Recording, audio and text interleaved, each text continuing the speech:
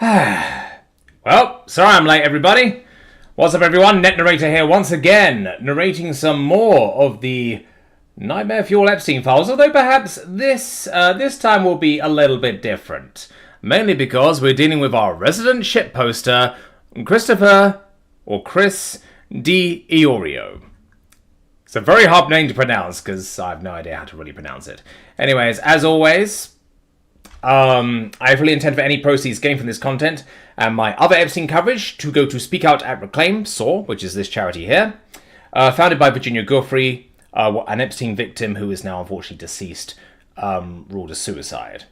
While the organisation is not currently accepting donations, and I was unable to set up any official fundraiser via YouTube, I will donate the proceedings when possible, or to a similar organisation if not, and proof of this will be released when I do so. Anyway, so last time we got partway through the, what seems to be the entire email chain, at least as far as I'm aware so far, of Chris D. Iorio, who's a financial whistleblower for Epstein and a bunch of other people. And I ended the last stream, this time last week, give or take a few hours, on this bit here. This massive wall of fucking text. And I basically just said, fuck this, I'm doing this next time. Well, I'm now regretting that, because now it's next time. God damn me. Well, regardless, Chris D. Iorio is proving to be one of my favourite people to narrate, because he doesn't hold back, and he loves a good shitpost. So, let's get into it. Oh, by the way, this entire Epstein file is 122 pages. Like, it might take me in a single stream to do one fucking file. I don't know if I'll actually be able to do the Epstein files in their entirety. I know that a good portion of the stuff coming up is in video format, and that's not narratable. That said, there's over 3.5 million of them, and I am on file. This is 10,819, and this is stream number 33. So it may be that I just either throw in the towel or try and get a couple of other narrators to help me with this. You know, if anyone wants to fucking volunteer, please, by all means, bail me out, because this is not easy to do. But no, I do plan to do some more interesting streams at some point, and maybe sort of have a re-debut of sorts with a new streaming format. But it probably won't be. I probably won't do it for the Epstein Files here. Anyway, let's start. Ms. Norberg, I am in receipt of the SEC OWB correspondence allowing me more time to respond to the preliminary denial of my award application for the Oppenheimer 2015 covered action. This email was the last one I sent to your office related to my appeal. It will serve as the basis of my appeal, including the attachments of my 2013 TCR submitted with Berger Montague to the SEC. I will also forward correspondence from 2012 and following detailing my extensive correspondence with Robin Traxler at FINRA, as well as Sean McKessie in the OWB. Even though I have previously forwarded your office, as well as the SEC IG office, the exact same corroborating evidence. My response to you will be lengthy and detailed. However, given that it took your office 5 years to send me a preliminary denial notice, that is understandable, and in fact a result of your lengthy delay in notifying me. All of my response pertains to the denial appeal at hand. In 2011, I filed my first whistleblower complaint with the SEC, detailing a massive fraud on the public directly implicating dozens of entities. The center of my claims, Knight, KCG, Virt. Collectively, Knight and the Swiss banking giant UBSS. By far, Knight was, and still is today, the largest executing BD in the OTCM space. I was shocked to find the Swiss banking giant UBSS was trading many of the same stocks as Knight, and to the extent they were. This came on the heels of the FINRA UBSS Reg SHO complaint, where the extent of the UBSS activity threatened to undermine the integrity of our markets, while the SEC analysis of this activity was simply a case of sloppy record-keeping. My experience as an institutional sales trader, executing multi-million share equity trades for the largest institutions in the world, like Fidelity and Putnam, in addition as a research salesperson, analyzing financial statements and making investment recommendations form the basis of my expertise. In fact, the SEC OWB has paid out awards for information just like mine. In August of 2011, I informed the SEC that Knight was insolvent, having reported just $105 million in working capital at June 30th, 2011. And for the reasons cited in my TCR detailing massive accounting fraud as a direct result of illegal naked shorting, or self-clearing, reverse splits, CUSIP changes, etc. The SEC had a choice: investigate these extremely serious allegations and shut down this massive fraud on the public, or cover up their failure and allow this massive fraud on the public to continue. Unfortunately for the American public, the SEC is mandated to protect. The SEC chose the latter. As a direct result, all of the activity detailed by me in this TCR and other TCRs fill with the SEC, as well as 9 years of additional correspondence with the SEC. This is very much an ongoing massive scheme, one that the SEC actively facilitates. Countless losses have been incurred as a result. Knight, as I detailed, is in a constant state of insolvency. The SEC has time and again intentionally misled the investing public that there is no abusive naked shorting. Knight is still in business today. The core business at Knight is, and always has been, abusive naked shorting OTCM shells to facilitate money laundering. Not DMM, FCM, reverse mortgages, or even HFT. This illegal business is extremely profitable and virtually riskless. And both the SEC and FINRA know this. In 2016, FINRA brought a Rule 204 complaint against Knight. The fine was pathetic and not meant to be a deterrent. This is why the OTCM exists. But it's not just OTCM, as my AQR TCR, filled with the SEC, clearly proves. Nasdaq blank check shells as well. I've also filed separate TCRs related to New Lead and Free Seas. 2 massive money laundering shells, which began on Nasdaq, delisted to the OTCM. None of the activity detailed in the OPCO Gibraltar complaint takes place without a willing executing BDMM who ultimately turns worthless certs into real money. That number one trader is Knight. As you read in my Knight TCR, CGFIA is at the heart, and because it was based in Colorado, became a template of sorts of my extensive research. See, Ms. Norberg, unlike the SEC investigators on the OPCO Gibraltar complaint, I've actually seen firsthand the CGFIA World HQ, as well as the rented Littleton home of CGFIA CEO Goya. I've done extensive research on properties claimed to be owned and M&A transactions done for the sole purpose of cert printing and distribution. Aurelio AMNP, where the ultimate acquisition amounted to a distributor of Ukrainian folk music. I've not listened to that.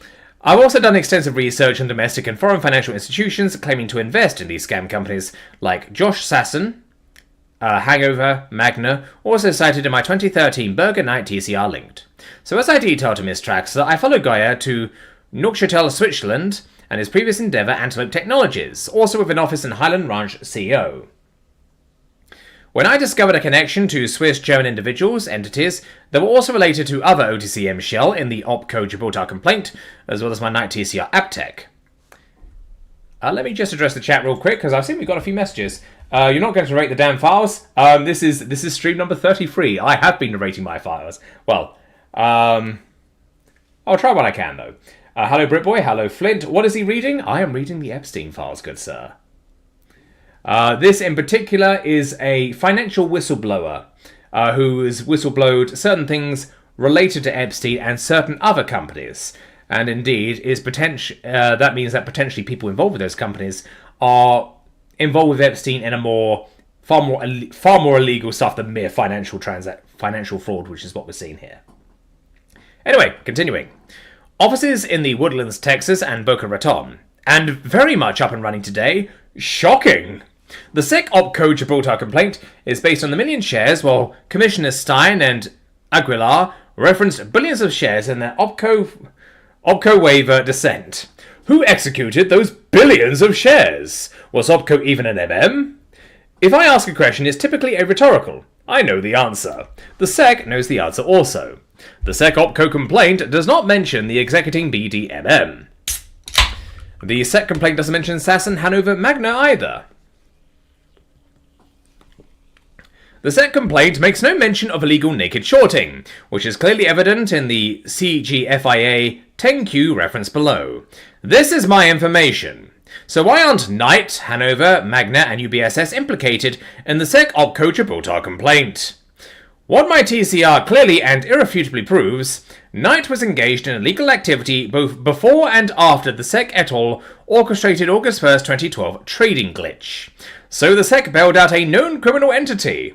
Unfortunately for the investing public, the SEC has doubled down on facilitating this illegal activity into 2020. The glitch. Knight was insolvent in August 2011. I told the SEC this. The glitch proved my allegations. Key point in my TCR. Knight inadvertently said 4,000 worthless securities to JPM to secure an emergency bridge financialing as collateral. These were open, naked short fails that could not be covered or closed due to a cursed change. SEC FINRA approved rev split. Booked as an asset, receivable, due to self-clearing. Massive accounting fraud. Ironically, the glitch proved my allegations. Despite claiming to have a highly liquid balance sheet, Knight had to raise the entire amount of the glitch, and the ultimate financing was not collateral-based. Rather, a 50% discounted convert, where the stock had already been crushed to $3 or $1.50. All of the financing participants knew the Knight balance sheet was complete fraud. Knight also committed securities fraud in pledging those 4,000 worthless securities as collateral to JPM. SCOTUS Rubin. Pledging collateral to secure financing is an offer to sell. JPM looked the other way, as did the SEC. Further, I submitted my amended TCR with Berger in March 2013. In August of 2013, FINRA brought a penny stock AML complaint against OPCO, sale of unregistered penny stocks. WHL ultimately executed... Who ultimately executed the trace? Sorry, we're no longer doing abbreviations there. 2008 to 2010. In July 2013, the glitch financing Gen Atlantic Getco reverse merger with Knight to form KCG closed. The new CEO of KCG was Dan Coleman, who ran equities at UBSS during their reg show and cross-border activity. For UBSS, the DOJ, Acosta Downing et al., dropped their DPA in 2010. My claims. The FINRA OPCO Gibraltar complaint clearly implicates UBSS criminal activity after the DOJ dropped its UBSS exporter DPA. This is what the SEC is protecting in the OPCO Gibraltar complaint. Knight, UBSS, Hanover, Magnet legal activity. Also in my Knight, Berger 2013 TCR, IMDS. A multi-year money laundering shell kept up and running by the SEC. Also, Knight, UBSS, and Hanover Magna. In addition to other entities like JMJ, Salvage, and Alpha Capital Anstalt. Alpha Capital Anstalt is very much in business today as a result of SEC obstruction, while the SEC recently brought a complaint against JMJ for activity like that in IMDS even after he was barred by FINRA. In IMDS, the SEC allowed two barred individuals, CEO and CFO, to do an offering that created 37 billion shares of IMDS at 0.0001 with Chinese nationals before revoking the IMDS registration. What do you do with 37 billion shares of IMDS at 0.0001 when there are no bids below that? Nothing! The stock never traded. The SEC orchestrated a Knight, UBSS, Hanover, Magna, JMJ, Alpha, etc. massive naked shorting to facilitate money laundering scheme bailout so that the massive naked short position didn't need to be covered in the open market as is mandated by Rule 204. I can't read numbers. Thus ensuring profits and not massive losses for Knight and UBSS. I also filed separate TCRs for New Lead and Free Seas. Two Greek shipping money laundering shells started on Nasdaq and delisted to OTCM. Knight top trader in both. Hanover, Magna in both. I contacted the KY Div of Mines and notified the SEC that these transactions were complete fraud. The SEC Feb 2019 complaint against Hanover Magna is my information. Bogus obligations, assigned, converted to worthless certs, then dumped on the public and converted to real money by the executing BD MM Knight. Who generates illegal trading profits by abusive naked shorting? Very symbiotic relationship. One of the Hanover Magna entities was Gibraltar Hanover, somehow omitted from the SEC OPCO Gibraltar complaint. In New Lead, then SEC White and Sensi firm Debevoise did a fairness operation of a Russian nickel wire transaction where a New Lead CEO had backdated documents. This has been expunged from SEC reviewed filings. Free Seas, a structured tax evasion money laundering shell, also involved Credit Suisse and Deutsche Bank. Both Debevoise clients, both involved in the tens of billions Russian mirror trade scheme. In addition to Hanover Magna, a Milliken-related entity, Creed, run by Milliken, Drexel, obstruction of justice, parking. Terran Peitzer and his felon partner, Michael Walsh. Or Walks. This led me to Net Element Net. No relation. Peitzer again. This time with more AML red flags than be counted. well known to the SEC through 2 of my separate TCRs. CEO is Oleg Fyra. Fyra, former money laundering shell ISIS, shut down by the SEC while Net was left up and running. ISIS very much up and running also in MMA. In Net, Nasdaq AQR blank check shell. The SEC allowed 2 offerings so that Net could keep its Nasdaq listing. One was with entity Asusa, Felon Walsh ex-wife. Second was with Cobblestone, Felon Walsh's sister. I told the SEC. They still approved the offerings. I discovered AQR money laundering blank check shell activity doing research at Knight and Hanover Magna. A top-traded Knight OTCM shell was Cereplast, another AQR blank check shell, Hanover, Magna, Knight, and Alpha Capital Anstalt. Alpha is Liechtenstein-based and controlled by Martin Schlaff. Australia, Israel. Also IMDS, with Schlaff-controlled Bolmore, and the Frost-Honing Stetson et al. Complaint. Schlaff, also LH Financial, Wilson, Sufco, and Bawak. Sedona, Scan Graphics, Refco, Naked Shorting. Knight is Refco on steroids. Cereplast entered in bankruptcy. Net claims to be a payment processor. Billions in transactions processed. Never break even, let alone profitable. Balance sheet complete fraud. AML red flags. Fyra is Grenada AMB to Russia living in Miami. Apokanas, Grishpan, Antonov, Rakishev, Trump, Kushner, SBNY, Carworks, Meritbank, ESQ, Cohen, etc., etc., etc. Money laundering transaction, laundering billions, Shell. So yeah, Trump is mentioned there, I should note, along with a bunch of other people. And kept on running for years since filing my Net AQR SEC TCRs. All of my allegations proved accurate in 2020, where Net received CARES Act taxpayer money, then announcing it was unlocking the value in its misunderstood payment processing business by doing a reverse merger with a CA electric car company started by a former musician. The payment processing business to be sold, and the new company, Mullen, will own 80 to 90%, all made possible by SEC obstruction and actively facilitating illegal activity. Another AQR blank check shell is Astra Funware, more Greek shippers, related to massive swindler Economou, originally intended to do an energy logistics company acquisition. Acquisition, and somehow settled on mobile app developer. Austin, Texas, Funware. Fun CEO is well known to the SEC, with shells going back 15 years. I alerted the DOJ and SEC that Fun was a money laundering shell.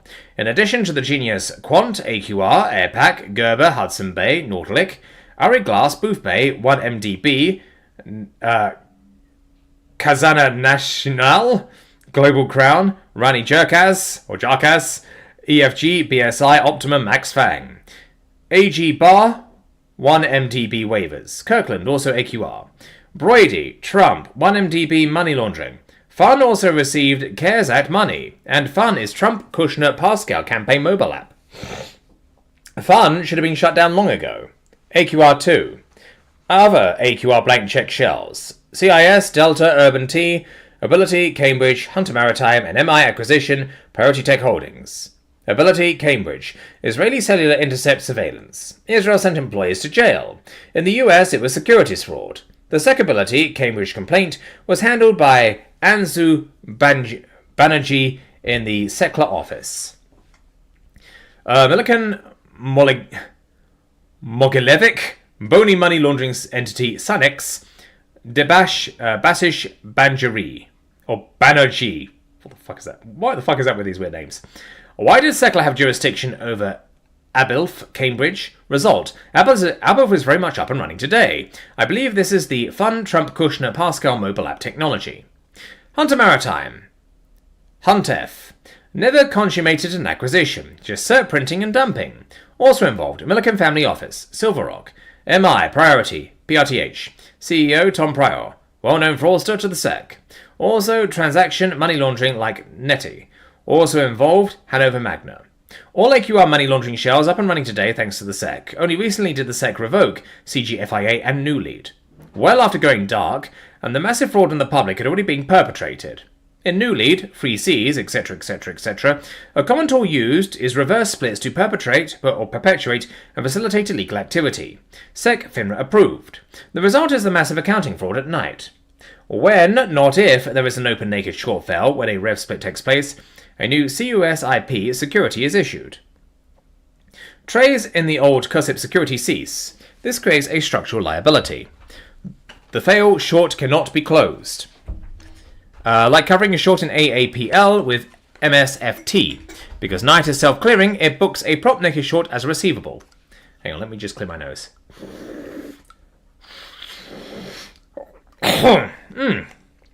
Oh, excuse me. This creates a structural liability. The full short cannot be closed, like covering a short in AAPL with MSFT. Because Knight is self-clearing, it books a prop naked short as a receivable, an asset. But because Knight won't or can't deliver, massive accounting fraud. Literally, a liability booked as an asset. This is how glitches are born. But the SEC-facilitated fraud doesn't end there. The definition of a failed trade, one that hasn't settled. The SEC DTCC issued new securities where trade in the old haven't settled yet and not authorized by the issuer. Settlement. Buyer brings cash, seller brings securities. The DTCC simply makes journal entries, but there are still IOUs in the system. The SEC authorized the DTCC to create a shadow clear, non-guaranteed, illegal, clearly contrary to 34 Act, prompt and accurate settlement. Obligation warehouse, so criminals like Knight et al. Can circumvent close-out requirements of Rule 204. The OW is just what it sounds like. Per my Knight TCR, DTCC suspends services, chill lock, and trades are deemed ex-clearing. In a FOIA request made with Pogo, Berger and I asked the SEC fails data on dozens of Knight UBSS top traded stocks like CGFIA, APCX, and IMDS. The SEC response? See our website. The SEC fails data is for DTCC cleared trades only. The SEC knows exactly the level of fails sitting in the OW. They don't disclose. Intentionally misleading the public, there was no naked shorting. In 1Q 2020, the receivable at Knight Vert increased $1.2 billion sequentially, up almost 90%, and the tangible book value is grossly insolvent. When it comes down to it, there really isn't anything in the receivable that Knight can convert into cash for its own use. There are prior commitments on those assets. Settlement of transactions. Because the SEC has never shut down this activity, Knight is in a constant state of insolvency. Other examples of SEC attempts to cover up Knight illegal activity, so that it can continue, include Cerberus, Feinberg, vid bidding on Knight post-glitch. Wasn't their turn. First, Gen Atlantic needed to monetize its Getco investment. The HFT business at Getco was in a death spiral when the Rev Manager merger took place. So, what was the attraction tonight? The business that had absolutely zero overlap and synergies. OTCM. As low-tech as it gets. Literally a trader sitting in a chair. As I have asked the SEC on hundreds of occasions over the years, what would happen to Knight trading profits if their OTCM share volumes went to zero? Cerberus is Feinberg. Gruntal Milken. Also bailed out Babak Refco, HSH, and Deutsche Bank. $50 billion bad bank to Goldman. Another Milken Knight connection is Rich Handler, Jeffries. Also a Milken Drexel protege. Milken was Gruntal, Feinberg, Sack, ICANN, SATA, etc. Gruntal was sold to Ladenburg, controlled by Vector, New Valley, ICANN, Lorber, Element, etc. And was sold to multi-billionaire Frost, who according to the SEC risked it all trying to make a few million, where he, Honig, Stetson, Alpha et al. Were really laundering. Milken, also White Rock, D.H. Blair, Morty Davis, and A.R. Barham, Bressman, D.H. Blair, which was the precursor to Bear Stearns' collapse. So Milken and his merry crew of flunkies are really at the nexus of junk. They own Trump and his White House, Trump casino junk, and they own the SEC. It was Milken, Leon Black, Handler, Moelis, Virtue, Drexel that caused the SNL taxpayer bailout, stuffing them with junk like Trump's. It is no coincidence that these same flunkies are also the largest CLO originators and managers. CLOs, junk on steroids, again bailed out by taxpayers in CARES Act HY. There are also connections to Epstein. Treasury Sec, Mnuchin and Black. HY, junk, SNLs and Epstein. Black, money laundering shell, ESWW, kept up and running by the SEC, is an Epstein money laundering vehicle. Junk is junk. This explains the Handler, Jeffries, Milliken repeated bailouts of Knight. It also explains the SEC criminal obstruction. SEC Chair Clayton is also directly linked to this criminal extraction. His firm, Sullivan Cromwell and Jared Fishman, are actively facilitating this massive fraud to the public. Clayton did not disclose these conflicts in his disclosures. Solcrom/Fishman have advised Knight, KCG Vert, and several transactions designed to facilitate this ongoing fraud on the public. Many of the same players involved in the glitch were involved in the Vert acquisition of KCG in July 2017. In addition to Solcrom, Fishman, and handler Jeffries, JPM and Goldman. The SEC-facilitated fraud in the Knight Vert transaction is egregious illegal activity. The transaction never should have happened. KCG was a SEC reporting company until the deal closed on July 31, 2017. Despite this fact, Vert CEO Sifo refused to publish KCG 2Q 2017 financials. I estimate Sifu, Coleman Handler, GS, JPM wrote down more than $2 billion in open naked short fails. Leverage. The SEC let him, meaning assets used to determine the takeout, tangible book of KCG, was complete fraud. Vert grossly overpaid for insolvent KCG. Prior to the Knight Vert transaction, closing in July 2017, Knight would report its trading stats monthly, including OTCM share volumes. Sifu stopped this post-merger. The SEC let him. In fact, you will find no reference to Knight Vert OTCM share volumes in any SEC-reviewed filing, sell-side research, or investor presentation. A well-orchestrated fraud in the public. Omissions to intentionally mislead the public as to the true representation of the Knight Vert business model. These share volumes are also at the center of my 2013 Burger TCR. There are no affirmative disclosures in any SEC filings to this day as to the AML risks posed in trading these OTCM and other shells. In a 2014 letter to the SEC, I detailed the first 2 months of Knight OTCM share volumes. When the 1Q 2014 10Q was filed, these volumes were confirmed. An astronomical increase sequentially as well as year over year. These share volumes, my letter, TCR, should have triggered an immediate SEC investigation. It did not. This portion of the KCG 1Q 2014 10Q was expunged, as well as 2Q 2014 OTCM share volumes. I have detailed this to the SEC OWB Enforcement IG. In the months leading up to the Knight Vert closing in July 2017, KCG put out monthly trade stat PRs showing KCG trading more volume than the overall market, also indicative of naked shorting. Those PRs were also expunged.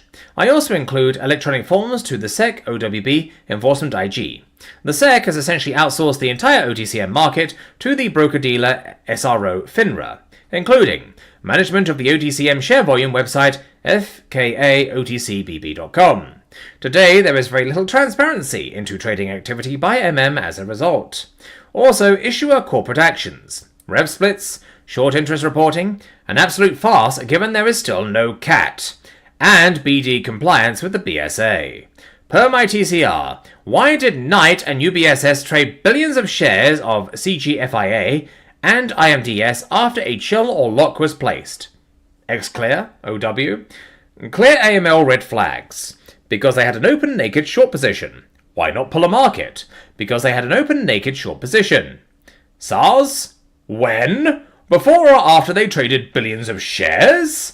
There were no SARS either. Knight cannot outsource its compliance responsibilities to third parties, like OPCO, when executing trades as MM. In 2015, at a SIFMA conference, Seresny was shocked by the number of BDs under his supervision filing 1 or 0 SARs. Knight should have been investigated for egregious BSA violations long ago based on my TCR. Knight, KCG Vert. Knight is and always has been a criminal enterprise.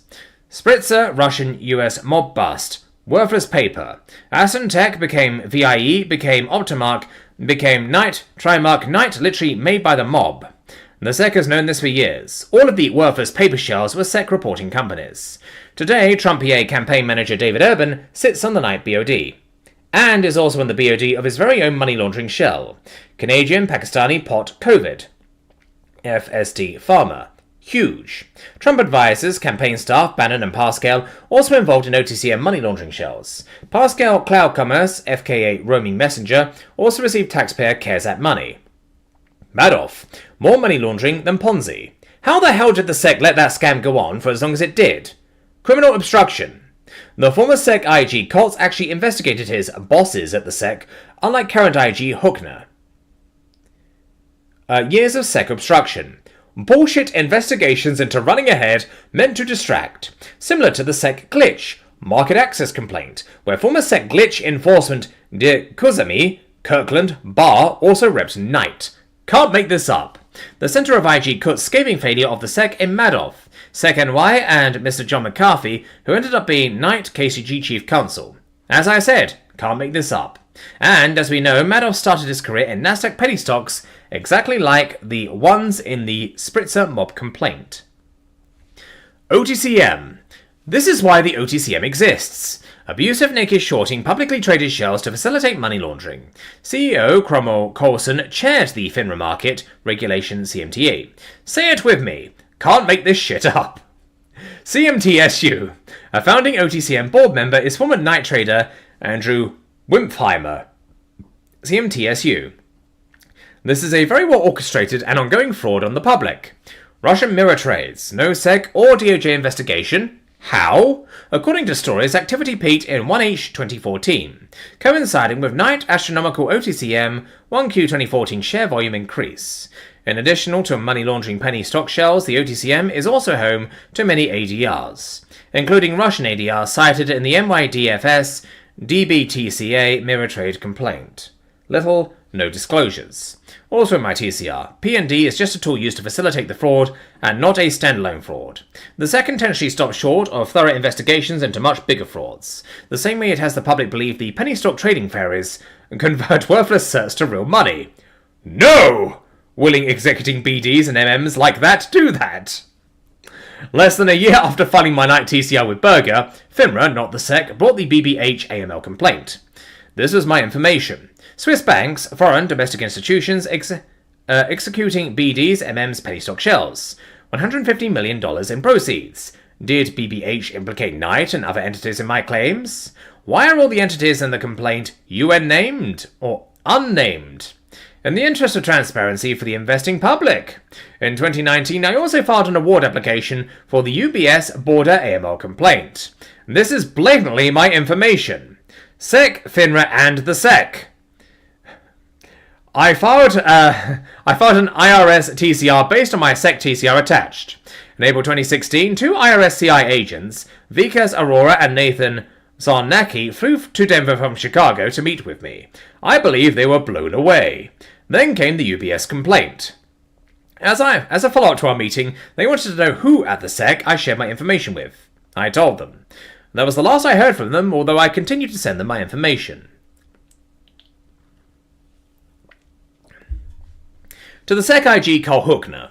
In 2015, I parted ways with Berger as I was convinced the SEC was using my information in an unethical, illegal manner to both bring and obstruct complaints. Berger was not willing to file an IG complaint. After parting ways, I almost immediately did just that.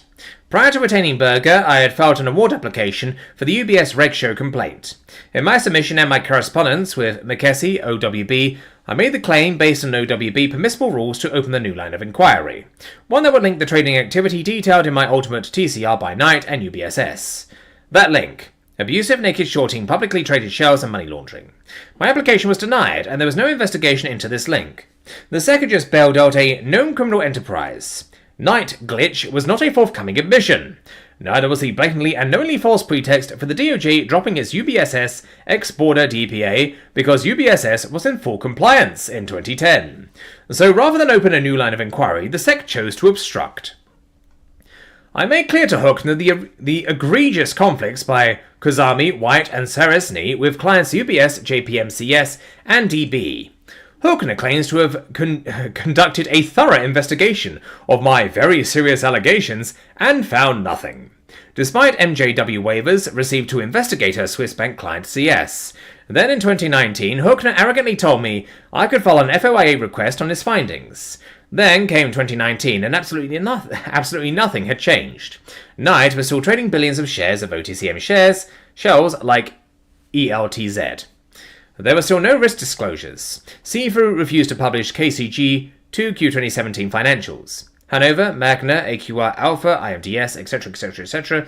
were still up and running. I filed another complaint with IG Huckner. Despite the fact that Huckner himself wrote the IG handbook on thorough investigations, mandating complainant interviews, I have never been interviewed by Huckner. In addition, the IG Hoekner is mandated to inform Congress as to serious allegations like mine. He did not. In doing so, obstructed Congress from executing his oversight of the SEC OWB.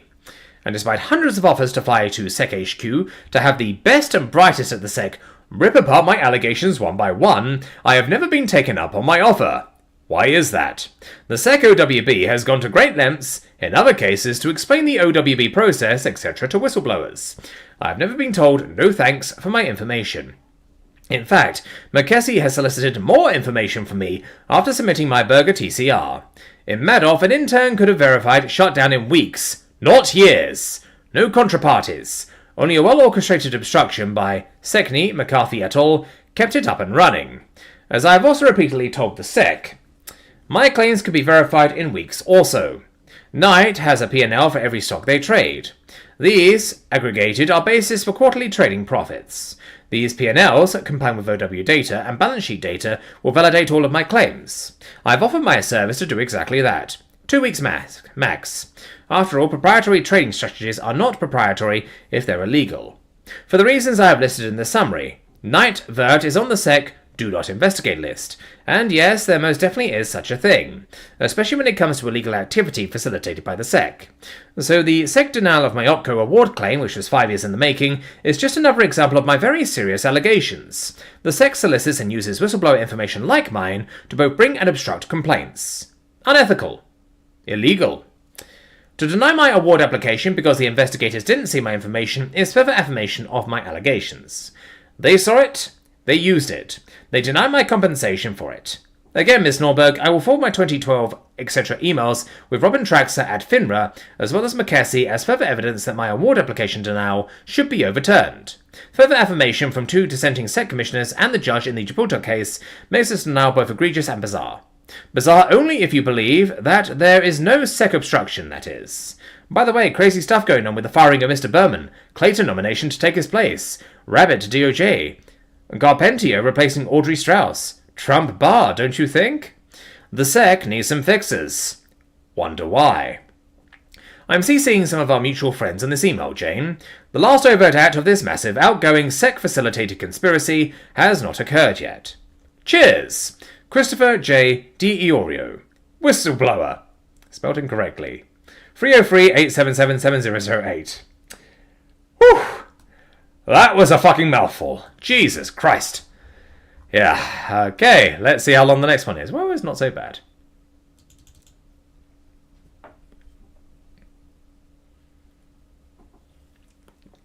And how long did that take? That almost took me 40 minutes to do that. Well, I'll be at least going for 2 hours, I think, unless my throat damages itself. Because there's still a little bit of work I need to do. I need to stick up 2 videos for members, another one of the new Sexy Space Wave story, which is the abridged chapter, which is going to be fun, and Job for a Death Order as well. Apart from that, I'm done. And I need to do a fuck ton of push-ups, as Flint is, I'm sure, very, very keen to remind me. And I will do that and send that to him, and then I'll probably go to bed. Probably not in that order. I don't know. Sorry, I rebel on way too much. Next email. June 23rd, 2020. Small typos and corrections. Mirror trade activity peaked in 1H 2014, not 2H 2014, and this coincides with OTCM astronomical share volume data in 1Q 2014 and 2Q 2014 that were expunged from KCG 10Q SEC filings, not 2Q 2014 and 3Q 2014 SEC review 10Qs as I previously stated. Corrected below, Chris. Love that shit poster. You fucking what? That is not a shit poster. That is a really good poster. It's a badass dragon. It's a displate. I very much like it. Although maybe I'll get it replaced by, I don't know, a Net Narrator logo or something. Love that shit post. Why is my poster catching strays? Why? That's so rude. Sorry, I keep getting distracted, but I should consider a ban for that. My God, oh my God, you are still going. Yep. For now, I'm still going. This is not the easiest thing. Anyway, next email. Okay, and this was sent June 30th, 2020. Janie, please add the following info to my appeal of your preliminary denial of my OPCO award. Excuse me, sorry. Not a good idea having fizzy drinks during a stream, but yeah, it's got to have a drink. It's a hot day and I need a cold drink. Janie, please add the following info to my appeal of your preliminary denial of my OPCO award. More evidence the SEC is using and has used my information to both bring complaints and protect and obstruct complaints. Again, you, McKessie, Hawkener, have been in possession of my 2013 TCR, filed with Berger for several years. In addition to hundreds of emails continuing into 2020, showing irrefutable and overwhelming evidence to support my allegations. Highlighted in my attached TCR and related to my OPCO award application. Joshi Sasson, Hanover, Magna, CGFIA, IMDS, New Lead, Free Seas, PRTH, etc., etc., etc.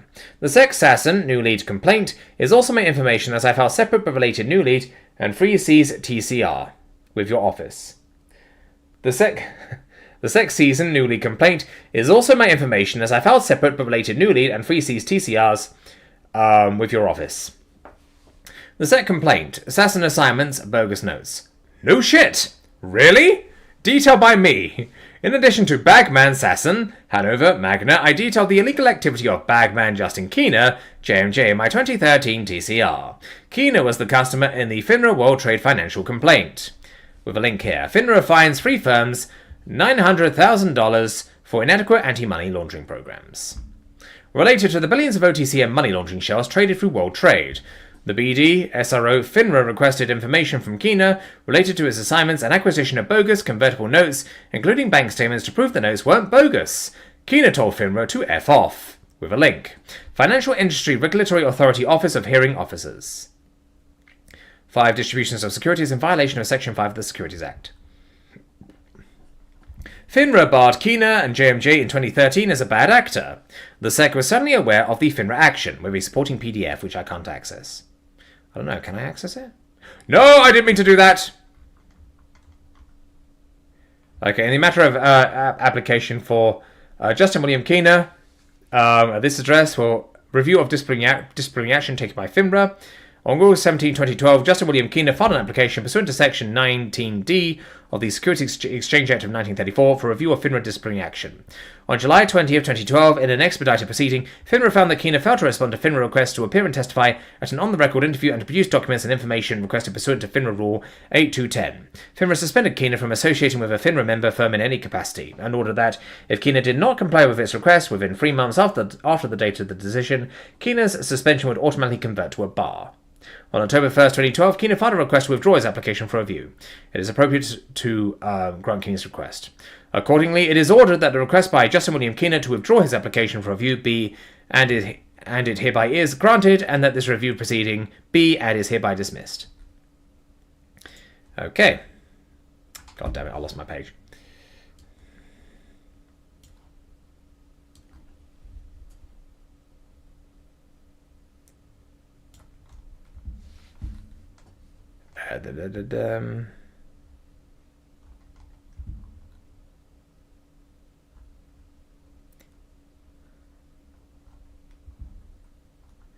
Where are we? We're here somewhere. Yeah, we just clicked that. As recently as 2019, Bagman Keener, JMJ, was involved in another money laundering shell called Blink Charging FKA New Image Concepts, with a link there. Edgar filing documents for this reference here. New image concepts were detailed by the SEC in their Jacqueline et al. Shell Factory complaint in 2016, prior to Keener involvement, with a PDF link here. Case number 216CV03250. But Keener, not the only one involved who knew New Concept was a money laundering shell. CEO of Blink is Michael Farkas. SEC knows him well from his Skyway Communications days. The SEC revoked the registration of Farkas Skyway in 2007, with a link here. The CFO of Blink is Jonathan New, formerly CFO of the AQR Creed Milcom Money Laundering Transaction Laundering Blank Check Shell. Cazador Arco, Net Element. A director of Blink is a guy named Donald Engel who worked with Drexel with Milcom. New Concepts was HQ'd in Santa Monica, Milcom. But it gets better. The Jacqueline Shell Factory also linked to Honig, Stetson, AlphaCap, Frost as well. With a link here. Honig Shell Factory attorney Greg Jacqueline barred as SEC lawyer. Terry Ball. Where the SEC said multi-billionaire Frost risked all to make a few millions, No. Frost, Alpha, also in my attached TCR, Stets and Honig were laundering. Frost bought Ladenburg from Milk and Flunky Ican after Ican rolled Gruntel int Ladenburg. Or Ladenburg. Gruntel, Ican, Stater, Sag, Feinberg et al., Milken. The SEC intentionally omitted a Honig Stetson shell from this complaint. Millennium Bio Energetics. Linked to Trump, Cleveland fundraiser and healthcare fraud felon Brian Colleran. In typical SEC cover-up, revoked the Millennium Energetics registration in 2019, with a link there.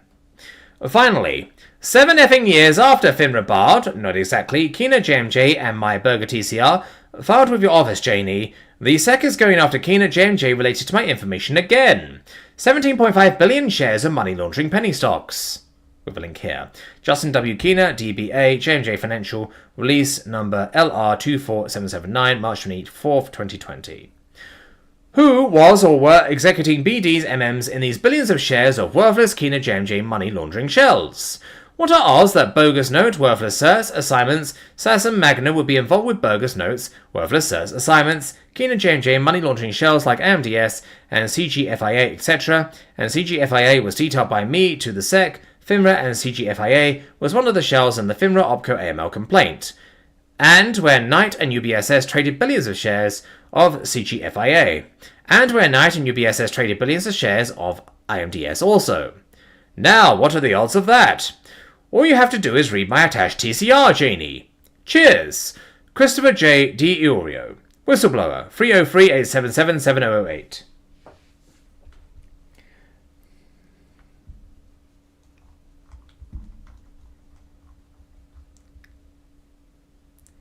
Okay, next one. Okay, this is dated June 30th, 2020. Janie, the purpose of your 5 years in the waiting preliminary denial of my OPCO award application could not be any more clear. Run the clock out and protect Knight, UBSS, Magna et al., or deny me rightful compensation. But, as I have repeatedly told you, Hookner, your colleagues, the last overt act of this vast conspiracy has not yet occurred. Knight, Vert, is insolvent today, 6/30th, 2020, as a direct result of the SEC facilitated fraud on the public, which is and always has been the core business at Knight and Vert. Abusive naked shorting publicly traded shells to facilitate money laundering. The public is still at risk. The SEC has facilitated Knight intentionally misleading the public as to the true nature of its business. The SEC still facilitates this massive fraud in the public, while it intentionally misleads the public. There is no naked shorting because the SEC authorized the DTCC to create the illegal shadow clear mechanism obligation warehouse, OW, so Knight's criminal activity can continue and it can circumvent closeout requirements of Rule 204 of Reg Show. All very much ongoing in June 2020 as a direct result of the SEC, OWB, Hoekner, enforcement, etc., criminal obstruction and active facilitation of the criminal enterprise known as Knight, KCG, Vert, Knight. Clayton never discloses Sulcrum, Fishman, Knight conflicts. He must step down from the SEC immediately until a criminal investigation can be concluded. Knight must be halted immediately, as it still poses a monumental risk to the investing public. FINRA should go back to being a cheerleader, as it is just another enabler of this criminal activity. It has no business enforcing securities laws. It should not be overseeing the OTCM. FINRA fines are a joke and not meant to be a deterrent. Intentionally siding with criminals over the investing public, the SEC is mandated to protect. The cesspool, known as the OTCM, must be shut down. It exists solely for the purpose of facilitating a massive fraud on the public. The OW must be shut down immediately so the public can see just how perverse naked short-selling manipulation really is. Everyone at the SEC who has had contact with my information must resign or be terminated immediately. All of the AQR blank check shells must be shut down immediately, as they pose a serious national security risk. AQR must be shut down immediately. Certainly not exhaustive, but a good start. Cheers, Christopher D. Iorio, whistleblower, 303-877-7008. Jesus Christ. Massive fan of this guy, but yeah, he's typed a lot. Okay, we got another big one. Okay, this is said July 7th, 2020. Janie, More extraordinary SEC corruption and criminal obstruction designed to protect criminals and screw whistleblowers like me.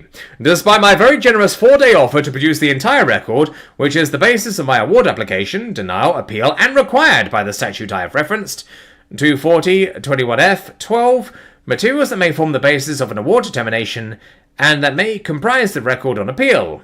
The several hundred emails I have sent you, Hawkner et al., must be part of this record. Janie, you failed to produce this record. As I made clear, my 6/23/2020 emails to you, Hawkner, SEC commissioners, were merely resent previously sent emails. The record. Further, my 6/23/2020 email, former appeal for preliminary denial covered action, 2015 to 16 Night Capital and Appendix, was merely a summary of several hundred emails sent to you. Hawkner et al. These emails should be the record. You failed to produce the record. Which begs the question, what record was used to determine the SEC preliminary denial exactly if the SEC can't produce the record? The preliminary denial was completely fabricated and must be reversed. But it doesn't end there. Per my 6/23/2020 summary, based on several hundred emails sent to the SEC, the record of extraordinary corrupt obstruction designed to protect criminals and screw whistleblowers is not confined to OPCO, Knight, UBSS, Sasson, Keener, etc., etc., etc. I have filed 2 TCRs with the OWB related to the money laundering, transaction laundering, Putin, Rakashev, Trump, Kushner, Alpha, Creed, Pfizer, Milken, Hapalium, SBMY, Cardworks, ESQ, Wirecard, AQR, etc., etc., etc. fraud, known as Net Element. No relation to me. For years, the SEC has been in possession of not just my TCRs, but hundreds of emails supporting my TCRs comprising the extensive record. Here again, the SEC is covering up a massive fraud perpetrated on the public, and well within even the grossly corrupt SEC ability to shut down the fraud if they had used my information to execute its mandate to do so. Instead, the SEC obstructed a thorough investigation. Per my previous emails, the record, Net claimed to be a payment processing entity, claiming further to process billions of dollars worth of transactions every year. Its subsidiary Pay Online is linked to the massive fraud Wirecard. How's the SEC Wirecard investigation coming along? For years, based on my extensive financials research and other research, I pleaded with the SEC to shut down this massive fraud. They did not. Email after email. Year after year, I wrote to the SEC, Net is a money laundering transaction laundering fraud. Rather than shut it down, the SEC, with the help of NASDAQ, allowed fraud public offerings by Creed, Pfizer, Milken related entities, Azusa and Cobblestone, and a reverse split so Net could keep its NASDAQ listing. The balance sheet has been grossly insolvent for years. Goodwill. All of my allegations were confirmed when Net decided to unlock value in its payment processing business by doing a reverse merger with a CAEV manufacturer started by a musician. This fraud transaction is quite common in money laundering shell land dominated by Knight and Vert. The SEC cover-up of criminal activity, while screwing whistleblowers, me, the payment processing business is to be sold. Related, of course, was the SEC cover-up of criminal activity while screwing whistleblowers, me. The Goldman Sol-Crom advised purchase by ally of Carworks, Merrick Bank, Net, and then the recent unwinding of this fraud transaction. No doubt the brainchild of Chair Clayton and his Sol-Crom colleague Jared Fishman, who has played a key role in keeping the criminal entity Knight Vert up and running. Net Mullen. Here, glitchy, cover up. But who the hell would ever touch the massive fraud? Net. Only another fraud. Mullen. Mullen doesn't manufacture anything. Mullen is simply a car dealership. The K50 EV is manufactured in China by Kyontu, a subsidiary of CH Auto. Kyontu CH have a production facility in China. There will be no Mullen production of EV vehicles in Washington or anywhere else in the US. But the SEC facilitated fraud doesn't end in protecting criminals and screwing whistleblowers. Me. Per my TCR attached, there is a well-orchestrated ecosystem of fraud, including issuer Bagman-funded research that facilitates P&D. In fact, on 11/8/2018, the SEC brought a complaint against an entity I cited in one of my emails to the SEC, the record, known as See-Through Equity. With a link here. See-Through Equity, LLC, IJ Tenton and Amit Tandon. The defendants, 6. See-Through Entity Equity, LLC is a Delaware limited liability company that was co-founded in 2011 by brothers RJ Tandon and Amit Tandon. See-Through Equity was engaged in a pump-and-dump promotion of Net in April and August 2018, with a link here. See-Through Equity issues update on Net Element Inc. with a backlink here. Yeah. I don't think I can access that, though. And we got another one here. So they're issuing updates on NetElement Inc. So the SEC Secret Equity complaint acknowledges the fraud associated with Net. Well orchestrated. This P&D campaign was part of the two fraud offerings, Azusa and Cobblestone. I alerted the SEC to. Who paid for the see-through P&D? Creed, Pisa, Azusa, Cobblestone? The cherry on top of the SEC corrupt obstruction. Net was still in business in 2020 to receive Taxpayer Cares Act money. A summary of the record. J.D. Hookler et al. Please update my NetElement and AQR TCRs. Cheers. Christopher J. D. Iorio. Whistleblower 303877708. Not just irony, but a massive fraud on the something. Maybe that was just a typo. Oh dear. Well, we're making some good progress, I think. Let me just have a look, making sure everything's all right. Okay.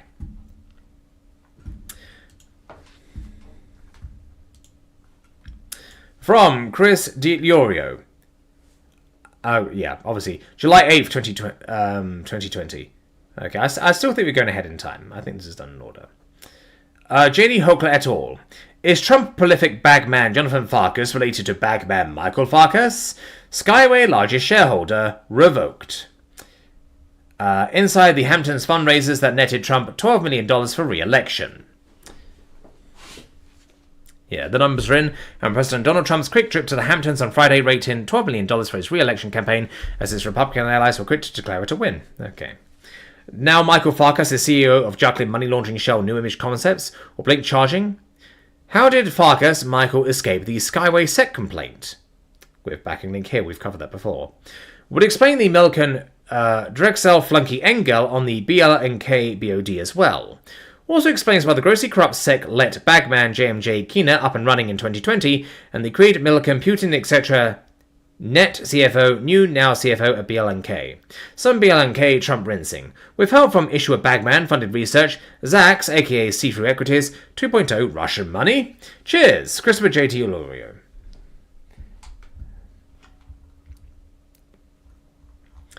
Okay. Okay, here we got another one. July 14th, 2020. More SEC corruption and obstruction. Another Jacqueline money laundering shell. YesDTC Holdings FKA PR complete. With backup links here. More related entities to my claims. Bill Scigliano,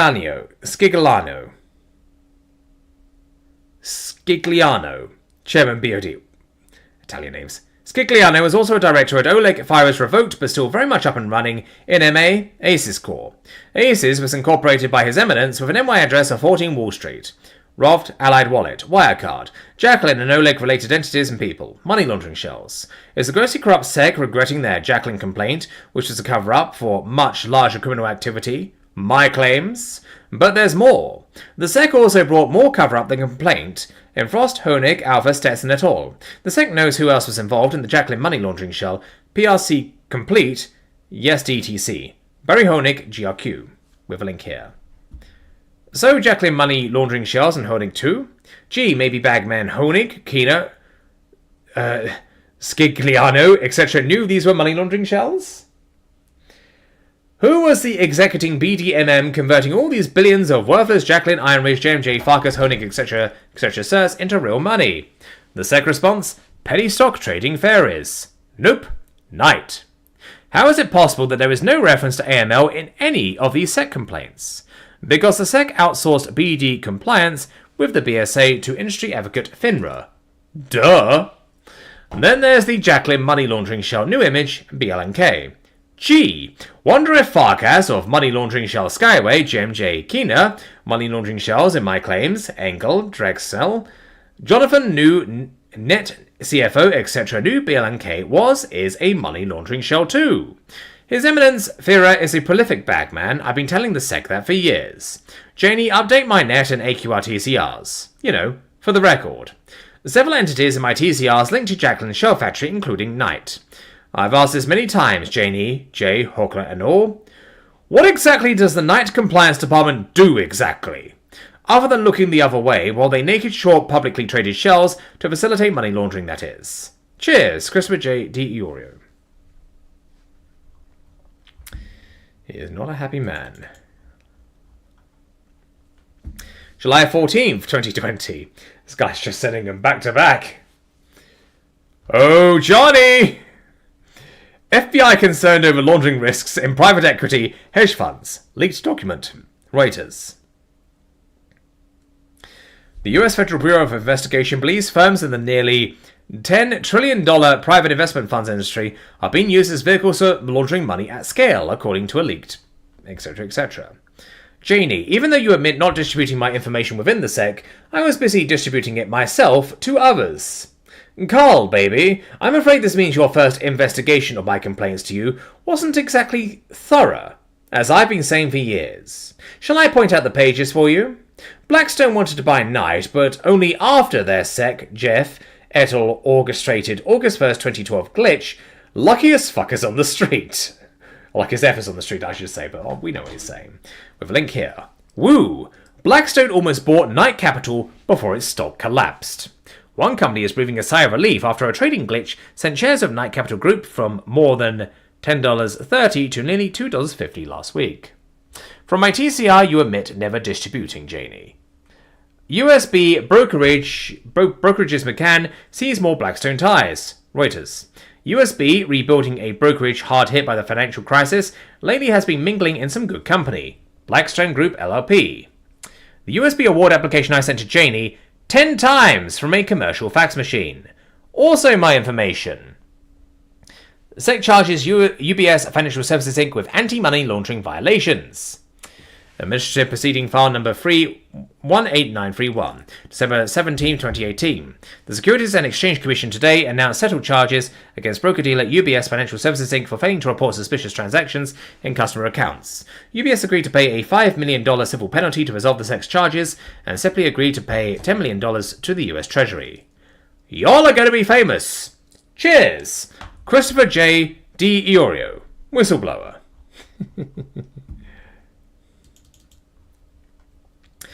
July 22nd, 2020. Greetings, grossly corrupt SEC et al. Still more SEC-facilitated fraud on the public it is mandated to protect. BLNK, Farkas JMJ, Jacqueline, CFO New, Net Money Laundering Fraud. Today's PR. With a link here. Of course, BLNK didn't file a SEC-reviewed 8K for this material. Definitive agreement that has the stock up 27% on 5 times normal volume at 10:30 EST. In fact, the last filing with the SEC by BLNK was actually the SEC declaring effective a public offering of securities on 7/15/20, 1 week ago today. More SEC-facilitated fraud on the public. Cheers! Christopher J. DiIorio. Whistleblower. Iorio. Yeah, that's it. July 23rd, 2020. The grossly corrupt SEC response to whistleblower overwhelming evidence of money laundering, manipulation, and fraud. My information has been remarkably consistent over the last 9 years.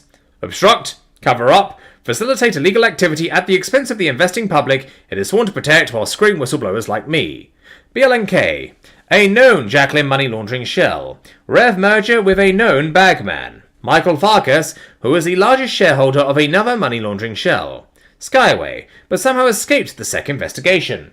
With board members like Engel, Drexel, Scigliano, Aces, Net, a CFO, New from Net, a known to the SEC bagman, Keener, who has the SEC has kept up and running for years since being barred, not exactly, by industry SRO FINRA. In addition to that name, Farkas, Andrew, Jonathan Farkas, Trump fundraiser, and Epstein. Jeffrey, business partner. This fraud has an added element. So after receiving my overwhelming evidence with AML red flags too numerous to count, what was the par for the course SEC response? Approved BLNK public offering just several days ago, and with my overwhelming evidence in hand. But that's not where the corrupt SEC active facilitation of this massive fraud in the public ends. Yesterday, 7/22, BLNK put out a PR linking it to a few hundred charging stations in VA, MD, DC. This PR drove the stock up almost 30% at one point, and closed 15% higher on almost 8 times average volume.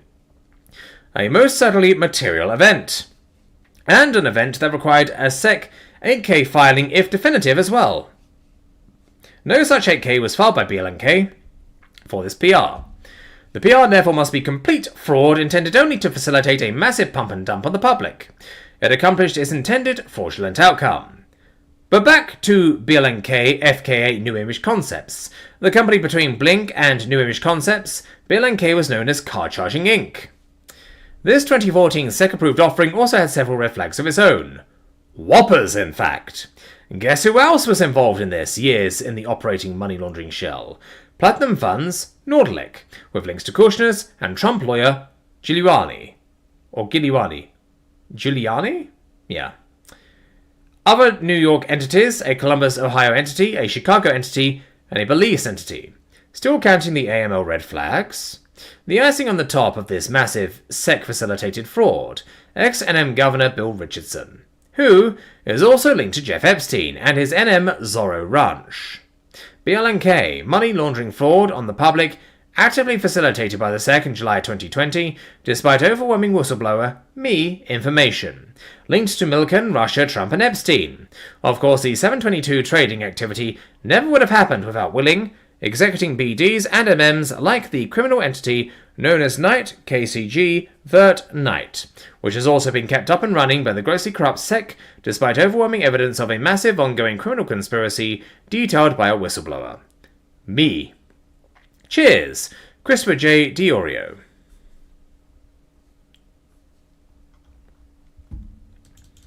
Okay, next one. July 28th, 2020. Still more overwhelming evidence to support my extremely serious allegations that the SEC is a criminal organization run by criminals to support criminal activity while screwing whistleblowers like me. Farkas Michael is a prolific bagman well known to the SEC. Farkas chose a Jacqueline money laundering shell intentionally. Blink charging BLNK is another SEC-facilitated fraud on the public the SEC is mandated to protect. Other Farkas money laundering shell, iIncubator, as is SOP for the grossly corrupt SEC, revoked after this massive fraud on the public was complete. Also SOP for the corrupt SEC, no mention of Farkas and its controlling iIncubator entities in the complaint, with links. Also missing from the iIncubator complaint, executing BDMM of the worthless Farkas certs dumped on the public while the grossly corrupt SEC watched. Those damn penny stock trading ferries again! Nope! BLNK never should have happened. Farkas, his net CFO, Kina, Nordlick, etc., should have been shut down long ago. Cheers! Christopher J. Diorio, whistleblower.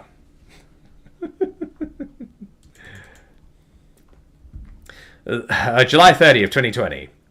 Still more irrefutable evidence of SEC criminal obstruction and corruption, while screwing whistleblowers like me. Per the record, Janie, Trump PA campaign manager David Urban on the BOD of #1 money laundering shell trader, and Clayton Salcrom client Knight. Urban also on the BOD of money laundering shell. Pakistani-Canadian pot company with 200k in revenue. Eversty Pharma. Huge. Today, Huge is up more than 100% on news it will pivot away from growing pot in Canada to developing a pot-based cure for COVID, a money laundering shell. Of course, the grossly corrupt SEC has approved a $20 million public offering for Urban Trump. Huge SEC-facilitated P&D to facilitate money laundering. Again, the SEC is a criminal organization facilitating criminal activity and protecting criminals at the expense of the public it is mandated to protect, while screwing whistleblowers like me. The record is extensive. Cheers! Christopher J. Diorio, whistleblower. Thursday, July 30th, 2020. More SEC corruption, obstruction, screwing whistleblowers like me. Per my 2013 TCR attached Janie, we know that Schwartzman Blackstone has played a key role in perpetrating or perpetuating the criminal entity Knight KCG Vert Knight, the sole Crom client. We also know Trump and Schwarzy are BFS. Schwarzy is also connected to Kushner and Epstein. Schwarzy is most definitely on the SEC's Do Not Investigate list. A scroll down the record, Janie. Around the same time as the SEC BX Jeff GS et al. August 1st, 2012 night trading glitch, Schwarzy BX were key advisors to bondholders of Eastman Kodak and to the company also. Jason New Blackstone was re-elected to the KOKD BOD in May 2020. Then the pumper, grifter-in-chief Trump goes out wide and far with this absolutely incredible news. The camera film company Eastman Kodak is now going to be the US savior in farm ingredients supply chain. This is a page out of the penny stock grifter playbook. This is what happens when we have a WH full of money laundering shell grifters. So what has been the result of this incredible pump transformation? KOKD has gone from 2 to 90 back to 40. As is typical, Trump, grifters, and his criminal Clayton-led SEC, the public hasn't seen an 8K filed by KOKD to detail this incredible transformation. The SEC has given his blessing to yet another Trump grifter Bagman P&D, in KOKD, FBO Trump, BFF, and Solcrom client. Knight, Savior, Schwarzy, BX. Had the grossly corrupt SEC investigated my claims instead of obstructing them and screwing me, maybe Schwarzy, BX would have thought twice about their latest grift. KOKD. We know that Schwarzy is also a prolific GOP donor. Effing criminals. Cheers, Christopher J. Diorio, whistleblower. Come on, Chris, you can swear on stream. That's... Ah! Oh, no. I clicked on the email and it literally opened my email. Glad it didn't show on the stream. I have the stream tied to the window rather than my screen, but fucking hell, that scared the shit out of me. Okay, okay, August 7th, 2020. The SEC facilitated fraud and the public continues unabated. More irrefutable evidence of SEC criminal obstruction while screwing whistleblowers like me. A direct result of this ongoing massive fraud in the public. After Knight reported his 1Q 2020 results, I again, like the last 10 years, alerted the grossly corrupt SEC to the massive accounting fraud at Knight as a direct result of abusive naked shorting. Per my 2013 TCR, Janie Hoekner J. et al., Knight is in a constant state of insolvency as a result of illegal, criminal, abusive naked shorting OTCM money laundering shells. This illegal activity drives trading revenue at Knight. This illegal activity is and always has been the core business at Knight. This very profitable, albeit illegal activity is why Solacrom client KCG was bought by Virtue.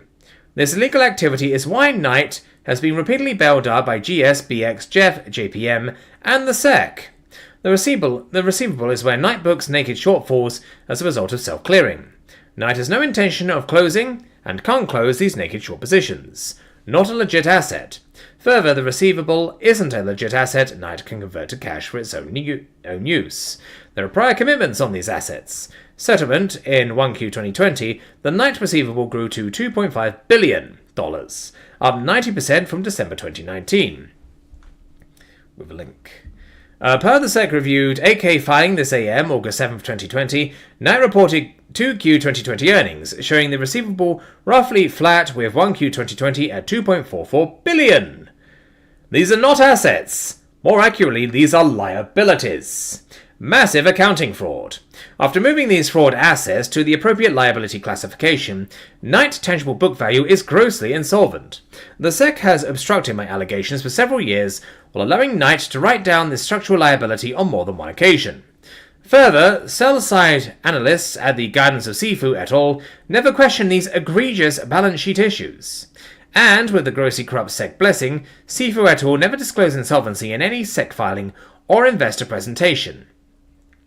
After dismissal, April and May reported OTCM volumes on the FINRA, now controlled website. June saw a dramatic spike in share volumes. The top 25 OTCM money laundering shells by share volume in June 2020 and share price. Well, these are all penny stocks. You can tell by the fact that they're all decimal points. But I don't know these handles for legitimate companies, so I'm going to move past them. Combined price approximately $1. How do stocks trade to trip zeros? More buyers than sellers? Covering and closing out naked shortfalls shouldn't be an issue. Only explanation. Abusive naked shorting. Manipulation. Not bona fide market making. As a direct result of this massive, ongoing SEC-facilitated fraud in the public, absolutely nothing has changed. The record is irrefutable. SEC criminal obstruction while screwing whistleblowers like me to facilitate a massive ongoing fraud in the public.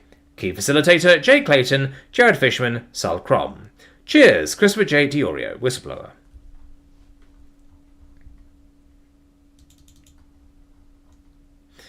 August 10th, 2020. Janie Hoekner et al. Speaking of no 8K, recall the extensive record for the criminal insolvent fraud on the public Knight, KCG, Vert Knight. The record, Janie, Clayton, Solcrom, Fishman's sale of FCM business to other criminal firm Wedbush with no 8K. 3Q 2014 10Q. KCG, then CFO Bisgay, resigned with 2 weeks left in the quarter and didn't certify the financials. Who certified along with Corman? Sean P. Galvin. Sifu, Viola, Urban, Hutchins et al. Getting the fraud band back together. Why would cutting-edge technology firm Fert want to go with a guy who knows how to run the books at low as low tech gets, OTCM cash trading firm Knight KCG? The core business at Knight KCG Vert Knight is and always has been abusive naked shorting, OTCM, and other publicly traded shells to facilitate money laundering. Here, glitchy. Cheers! Christopher J. Diorio.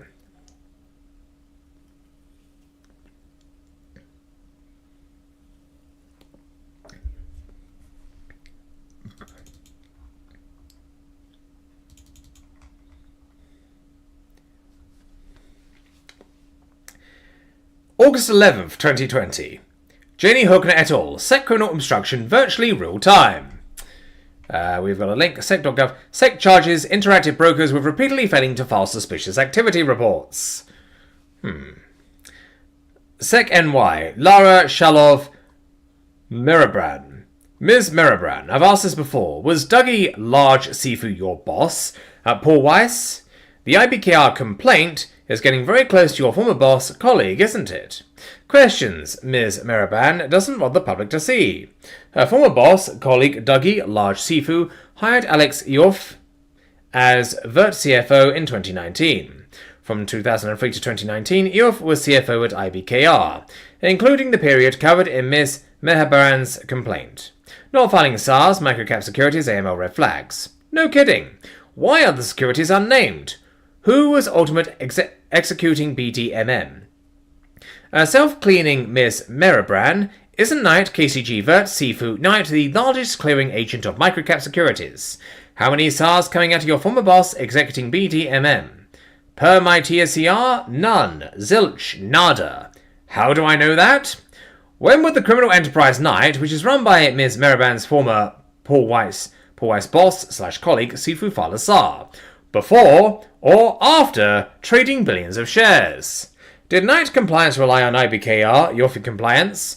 That would be a violation, wouldn't it? Ms. Meriban is the poster child of SEC corruption and criminal obstruction while screwing whistleblowers like me. Virtually real time in August 2020. Very much an ongoing and massive fraud on the investing public. Ms. Meriban, please pass along my warmest regards to your former Paul Weiss boss colleague, Dougie Large. No doubt you share it often. The record is overwhelming and irrefutable. Cheers! Christopher J. Diorio, whistleblower. Who have we got next? Okay. August 18th, 2020. Janie Hoekner, Miraban J. et al. The massive SEC-facilitated fraud in the public, known as Knight KCG Vert, Knight is reaching epic proportions in August 2020 for the new accounting hires at the SEC. In 1Q 2020, the receivable at Knight was up 90%, or $1.2 billion from December 2019, to $2.562721 billion.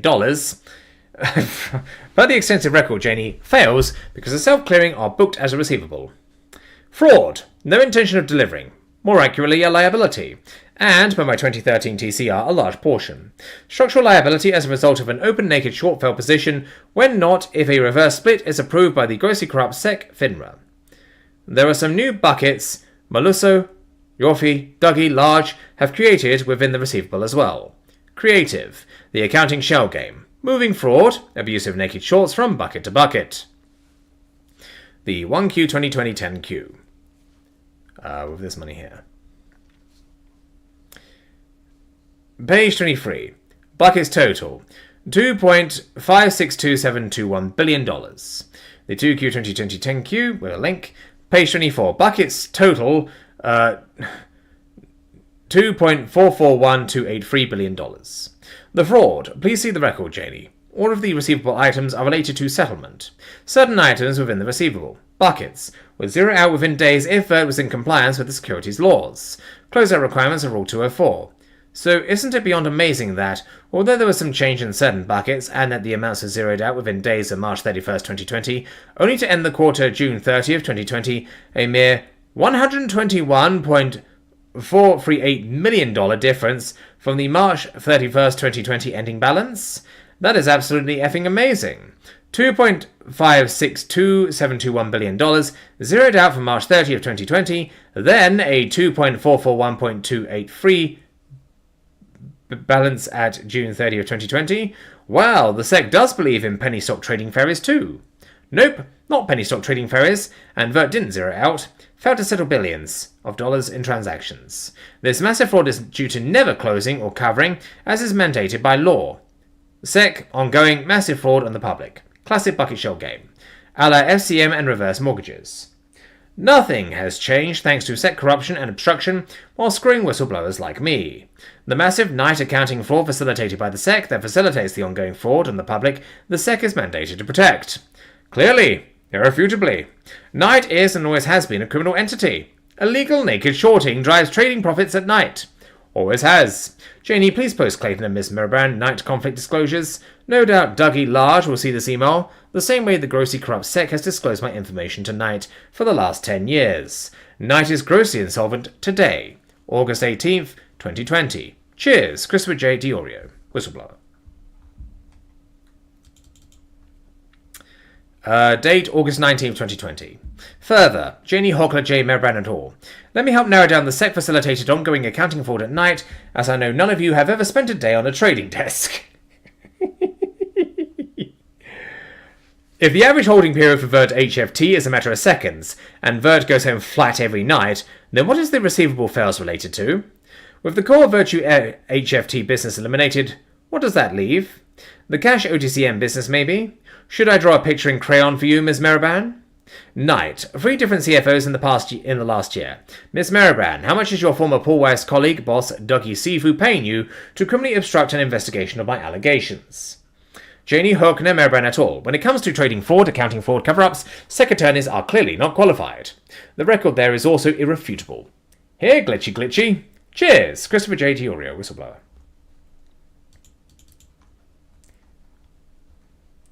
August 20th, 2020.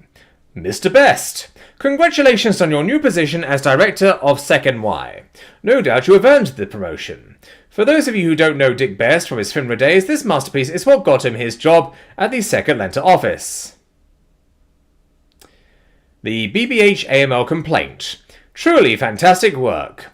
All of the entities in the complaint are unnamed. Why? This is my information. Swiss banks, FFIs, and of course penny stock trading ferries, aka executing BDs, MMs, that made it all possible. Per Dick's complaint, BBH delivered 80% plus of the trades to executing BDs, MMs. Did Dick Best criminally obstruct an investigation into my claims? Per my extensive correspondence with Robin Traxler at FINRA and the fact that the SEC had my Night Capital TCR in his possession for almost a year when Dick brought his BBH complaint. So did Dick's complaint implicate entities in my TCR, and that's why all of the entities in Dick's complaint are unnamed? Most certainly, yes. Recall this scheme generated $850 million in proceeds. Dick's $8 million fine was not a deterrent. Intentionally so. So congrats, Dick, on your new position as Director at SEC-NY. Janie, Hockner, Dick, the record is extensive of my correspondence, including Dick Best at the Atlanta office. No doubt he will be recusing himself relating to matters involving the unnamed entities in his FINRA BBH complaint. Or will he do what is expected at the SEC? Criminally obstruct investigations while screwing whistleblowers like me. Cheers, Christopher J. Diorio, whistleblower. Yeah, we're starting to turn up the heat a little bit. I hope we get some more. September 1st, 2020. Janie, more on the Blackstone, Trump, Kushner, Kodak, P&D grift. Again, BX helped orchestrate the night glitch and bailout. No doubt the luckiest efforts on the street. Very high on the SEC do not investigate list, so they can continue to facilitate criminal activity. See below, Jason Yu, Kodak, BOD, BX, in charge of the Kodak internal investigation. Now we read where D.E. Shaw has taken a 5% stake in Kodak. Guess who D.E. Shaw's largest investor is? Blackstone. Corruption cover-up. For the record, Janie. Cheers, Christopher J. Diorio, whistleblower.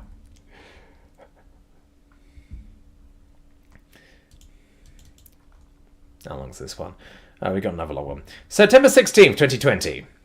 Janie, Schwarzman must be pretty close to the top of the SEC's Do Not Investigate list. The latest Schwarzman-Blackstone orchestrated fraud and cover-up. Kodak. Today, the Kodak board member, Jason New, Blackstone independent, outside inquiry by the law firm Akin Gump is in. Indeed? Oh no, sorry. Not gasps. Gaps, indeed. The flowering new BX cover-up is chock full of gaps. Introduction to Flow. Flow, the VA consortium receiving $350 million in government COVID funding to provide Trump-pushed COVID cure. Hydroxychloroquine. Oh, that's a mouthful. And we've got a link here. Flow Corporation awarded $354 million HSS ASPR bartered contract to manufacture essential medicines in shortage. There we go. Flow already has and had a long-standing relationship with Ampac Fine Chemicals. There we go. In May 2020, Flow was restarting and building a MFG facility warehouse with partner Ampac AFC to fulfill its government contract. With link, new Richmond-based pharma startup with $150 million in funding, ICE facility in Petersburg, Richmond BizSense. Per the Kodak, new BX Akin Gump cover-up, page 20. On June 15, 2020, Kodak signed a letter of intent with Flow in furtherance of its application to the DFC to show it had a customer for its future APIs. Most definitely definitive and material. So whereas the SEC-reviewed required 8K for this agreement? Meaning the DFC application was a fraud on the government, fraud on American taxpayers. Further, why would the DFC consider loaning $765 million to Kodak with no existing API capability when it already granted less money to Flow Ampac with proven capabilities? Answer, Kodak liquidity issues are severe. Like Milken, insider trading is not the real issue here. The latest BX orchestrated glitch. Kodak. I know this information may be more than the SEC DOJ are capable of comprehending. Call me, and I'll walk you through it slowly. Cheers, Christopher J. Diorio, whistleblower. Alright, what have we got? September 23rd, 2020. Judges Cave and Nathan. My allegations are chock full of members of the SEC Do Not Investigate Club. Per my TCR, key to the Org 2012 glitch bailout, Blackstone Schwarzman. Blackstone had done extensive due diligence on Knight prior to the glitch and had considered buying them north of $14 a share. Somehow, some way, Blackstone decided not to go ahead with buying Knight not too long before the glitch, which took the stock to $3. The ultimate bailout deal was not collateral-based, rather a convert with a 50% discount to $3 at $1.50 a share. Woo! Per my TCR, all 2012 glitch bailout participants, including Blackstone, knew exactly the fraud in the Knight balance sheet. Because of SEC corruption and criminal obstruction, Knight is insolvent today. Absolutely nothing has changed. A massive ongoing fraud of the public. As a direct result of the SEC Do Not Investigate Club, the Kodak Blackstone fraud on US taxpayers, see below, was perpetrated on the public. Steve Schwarzman and Blackstone are near the top of the SEC Do Not Investigate list. Obviously, Mr. Kaminsky is not in the club. As you can clearly see from my appeal to the OWB, the SEC intended to run out of the clock. 5 years in the waiting in the preliminary determination OPCO award denial for investigators never saw my information. Yet SEC actions based on my information include Hanover, Magna, JMJ, Keener, Fife, Salvage, Hicks, OPCO, and UBSS. Missing somehow. Knight, Handler, Jeffries, Blackstone, Schwarzman, etc., etc. The last overt act of this massive conspiracy has not yet occurred. Mr. Kaminsky and I are both victims of a long-standing and corrupt relationship with the SEC and Handler, Jeffries et al. Also a victim of this corruption, the investing public the SEC is mandated to protect and the US taxpayer. Regards, Christopher J. Diorio, whistleblower.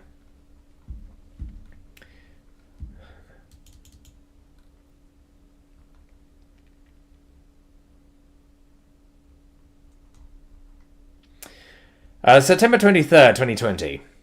Judges Cave and Nathan, if there was any question as to the veracity of my extremely serious allegations, the SEC put it to rest today with its clarification as new rules governing the whistleblower program. My preliminary denial in June for the OPCO award application, which was 5 years in the waiting. SEC staff never saw Mr. Diorio's information. I refer you to the only new rule in the clarifications in the interest of transparency. New Rule 240.21F 18 Summary Disposition. 3. The information you submitted was never provided to or used by the staff handling the covered action or the underlying investigation or examination, and the staff members otherwise had no contact with you. AKA the Christopher J. DiOrio rule, created to deny awards of rightful compensation. Per my appeal, a whistleblower cannot know who at the SEC he or she should contact, as investigations are done in strict confidentiality. Further, the OWB itself is the central contact for whistleblowers. It is the explicit and exclusive responsibility of the OWB to distribute whistleblower information within the SEC. This rule is further overwhelming evidence of SEC corruption and obstruction. Judges Cave and Nathan. All information presented to your courts must be treated with extreme skepticism, if not outright disdain. If the SEC is willing to commit massive fraud on whistleblowers who expose their corruption and criminal activity, just imagine the evidence it is willing to fabricate to bring a case like they are in Kaminsky. An immediate stay in Kaminsky is warranted until an independent, thorough investigation of my claims can be executed. All evidence presented to your courts by the SEC must be questioned in light of the overwhelming evidence I have provided. Again, this corruption goes straight to Jay Clayton himself. His former colleague, Jared Fishman, has played a key role in this massive fraud. Clayton never disclosed his conflicts. In addition, your honours are in possession of other Clayton, Sol Crom, AQR, Gursky facilitated fraud. Nicola.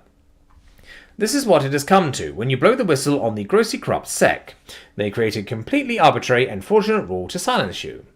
Rule 204.21f, Summary Disposition, aka Screw the Whistleblowers, Exposing SEC Corruption Rule, or the Christopher J. DiOrio Rule. Regards, Christopher J. DiOrio, Whistleblower.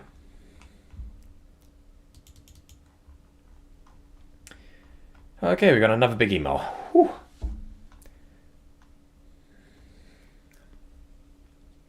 Just need to have a little quick break, I'm sorry. Whew.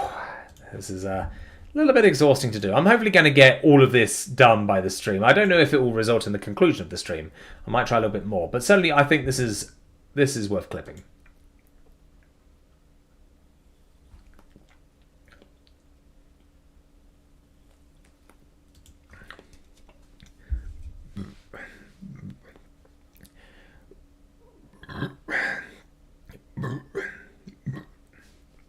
Oh dear.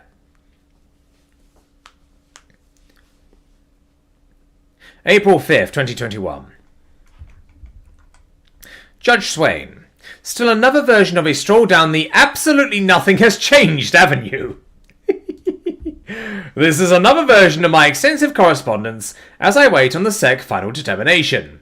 Below, I detailed the $765 million fraud DFT taxpayer loan to almost insolvent Kodak to transition from film cameras, buggy whips, to hydroxychloroquine. The DFC was run by Jared Kushner's college roommate. Massive fraud from the outset. The SEC, of course, never investigated the massive pump and dump related to this fraud. And, thanks to the SEC egregious obstruction of Congress, there is still no cat. Of course, the DFC first appointed IG Zackel, September 6, 2020, concluded 2 months later that Jared's roommate didn't break any laws. Further, the Akin-Gump internal investigation is ripped to shreds by yours truly below. Again, there was no Clayton at all, SEC or DOJ investigation into the egregious insider pump and dump that took place in Kodak related to the fraud DFC taxpayer loan. The interconnectedness of my claims on display yet again. Some interesting entities involved with Blackstone, Schwartzman, New in the almost insolvent at the time, / Kodak. Recall from a version I sent last week, Judge Swain. Sedona, Scan Graphics, 1998. Kushner's Logic, Englander, and the Carfunkel Family Trust. Kodak got some attention when George Carfunkel made a generous donation to a synagogue in Brooklyn called Congregation Chemdaz Yisroel. Chemdaz Yisroel address 1428 36th Street, 36 in Brooklyn, NY 11218 3765 Suite 200. This exact address is the home of Roth CPAs, etc., which also has offices in Israel. Roth & Co., we understand that your business is your life's work. Important to note here that George Carfunkel founded one of the largest stock transfer companies, American Stock Transfer. Did I mention there was no J. Clayton et al., SEC, DOJ insider trading, P&D investigation into Kodak? I digress. See, back in 2004, Barry effing Honig had a shop called GRQ Consultants. GRQ was involved in 2 money laundering shells. Amplindine, yada yada. and Cell Power Technologies. Everyone catch the address of the Cell Boost Technology Cell Power, the same address as Chemdes, Yisrael, and Roth CPAs, but just down the hall, Suite 205. This is priceless. A SEC-approved offering from 2005 for Cell Power. Who was the law firm on this money laundering shell in 2005? Shizenzia Ross, the same law firm responsible for New Lead and Free Seas, two massive frauds perpetrated on the SDNY courts as well as NY Supreme Court, brought to you by the grossly corrupt SEC. Guess better still, the SEC revoked Cell Power Technologies in 2010. Barry Honig, Jacqueline, also blink charging with prolific bagman Michael Farkas, JMJ, Drexel Alum Director Jonathan New, Net CFO up and running in 2021, and Barry Honig, Frost, Setson, Colleran, Alpha Capital et al. Recall the record, Janie. Multi-billionaire Frost wasn't trying to make a few million, Frost was laundering. Frost bought Ladenburg from ICANN Vector after Ladenburg bought Gruntel. Milken, Sack, Feinberg et al. Colleran, Trump felon fundraiser. Alpha Cap, Schlaff, Bauag, Refco, Sedona, Josh Swain, also My Knight, KCG, Vert Knight TCR. 2020. 10 years after the SEC revoked the Honig, Shizenzia money laundering shell down the hall from Chemendas, Yisrael, Roth CPA, Garfunkel, Cell Power Technologies. Garfunkel, 1998, Sedona, Scan Graphics with Kushner's et al. Garfunkel, Chemdes, Yisrael, Roth CPAs weren't the only ones to get the look. For those of you with zero trading experience, charged with enforcing security laws like insider trading, this is the term used for insider trading. Moses Marks also got the look. Marks and Garfunkel go way back and are still in business together. Does United Equities, Commodities ring any bells? How about Berkshire Bancorp? Another New York licensed bank. Edgar search results, SecGov. Garfunkel, Marks moved Berk from the Nasdaq to the OTCM Pinks around 2013. Why? Less disclosure, stupid. Hey look, Marks, Garfunkel, Berk is the same auditor as Trump. Mazars. Probably just another coincidence. For those of you incapable of following along, the probability that all of the Garfunkel ill-gotten gains in the SEC, Trump, Kushner, Blackstone, DFC et al. Facilitated P&D insider trading went to Congregation Chemdes, Yisrael is virtually zero. Have I mentioned there was no zero zilch nada J. Clayton et al. SEC DOJ insider trading investigation into Kodak? Okay, good. Got it covered. Maybe, just maybe, had the grossly corrupt SEC thoroughly investigated my irrefutably accurate allegations. Blackstone, Schwartzman, Knight, the massive pump and dump fraud, Blackstone et al., Kodak wouldn't have happened. Which is why there has never been a thorough investigation of my irrefutably accurate allegations. In fact, the grossly corrupt SEC has criminally obstructed a thorough investigation of my claims so that frauds like Kodak can continue. The SEC is bought and paid for by criminals while actively facilitating multiple frauds on the public it is mandated to protect, while screening the whistleblower who caught them. Me. The record, Janie, is irrefutable. Finally, Ms. Wing/Strauss, will you be keeping your DOJ email address up and running months after you land a new gig like Jeffrey Berman has? Almost like he never left. So, Josh Swain, what has changed since your Sedona, Bidian, Hirsch, Refco, Bauag decision? Absolutely nothing. Yes, Blackstone, Schwartzman, Marks, Garfunkel, Kushner, Trump et al. Are most definitely on the SEC DOJ Do Not Investigate list. Cheers, Chris. Mad lad.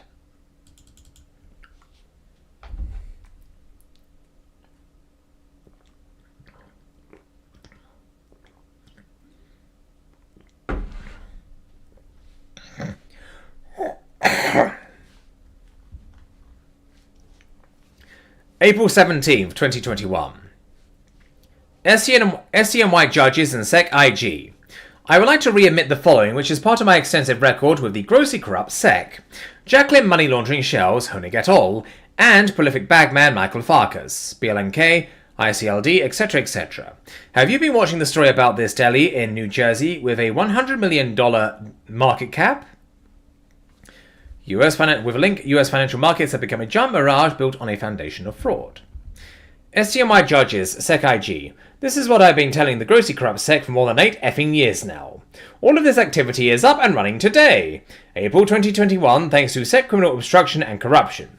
The SEC is a criminal enterprise actively facilitating multiple ongoing frauds on the public it is mandated to protect to the benefit of the criminals who own them while screwing the whistleblower who caught them. Me. Say hi to the OTCM pink money laundering shell, Hometown International. Page 22 and following of selling shareholders in this 2020 SEC approved SI with some backup links here, which I'm not going to click on. New Jersey Deli with investors in Macau, Hong Kong, etc. Welcome to my world in dealing with the grossly corrupt SEC. Of course, Hometown International was another Jacqueline money laundering shell kept up and running by the grossly corrupt SEC.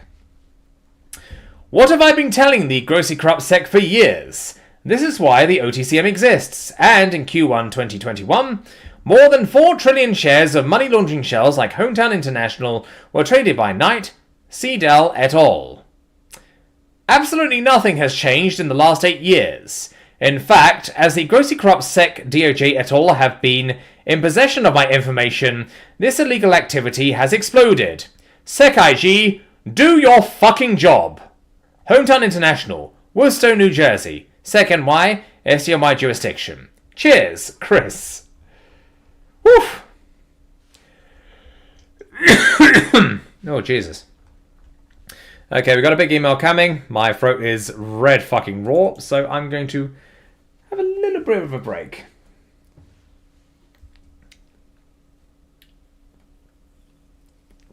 How are you all doing tonight? Yeah, this guy's very passionate. Clearly, I do appreciate shit posting though. It's really funny. Oh.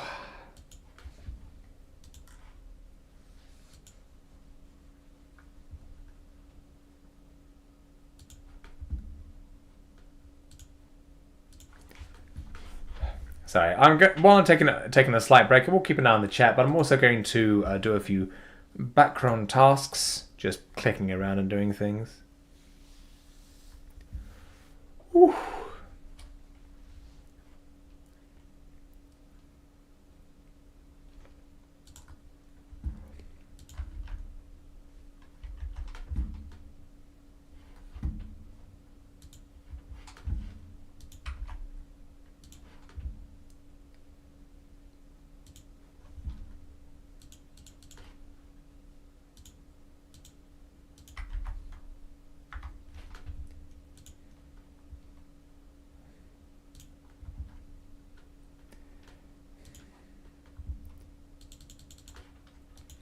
Yeah, I think at some point when I get a more professional layout for the stream, I'm definitely just going to have like a pause screen.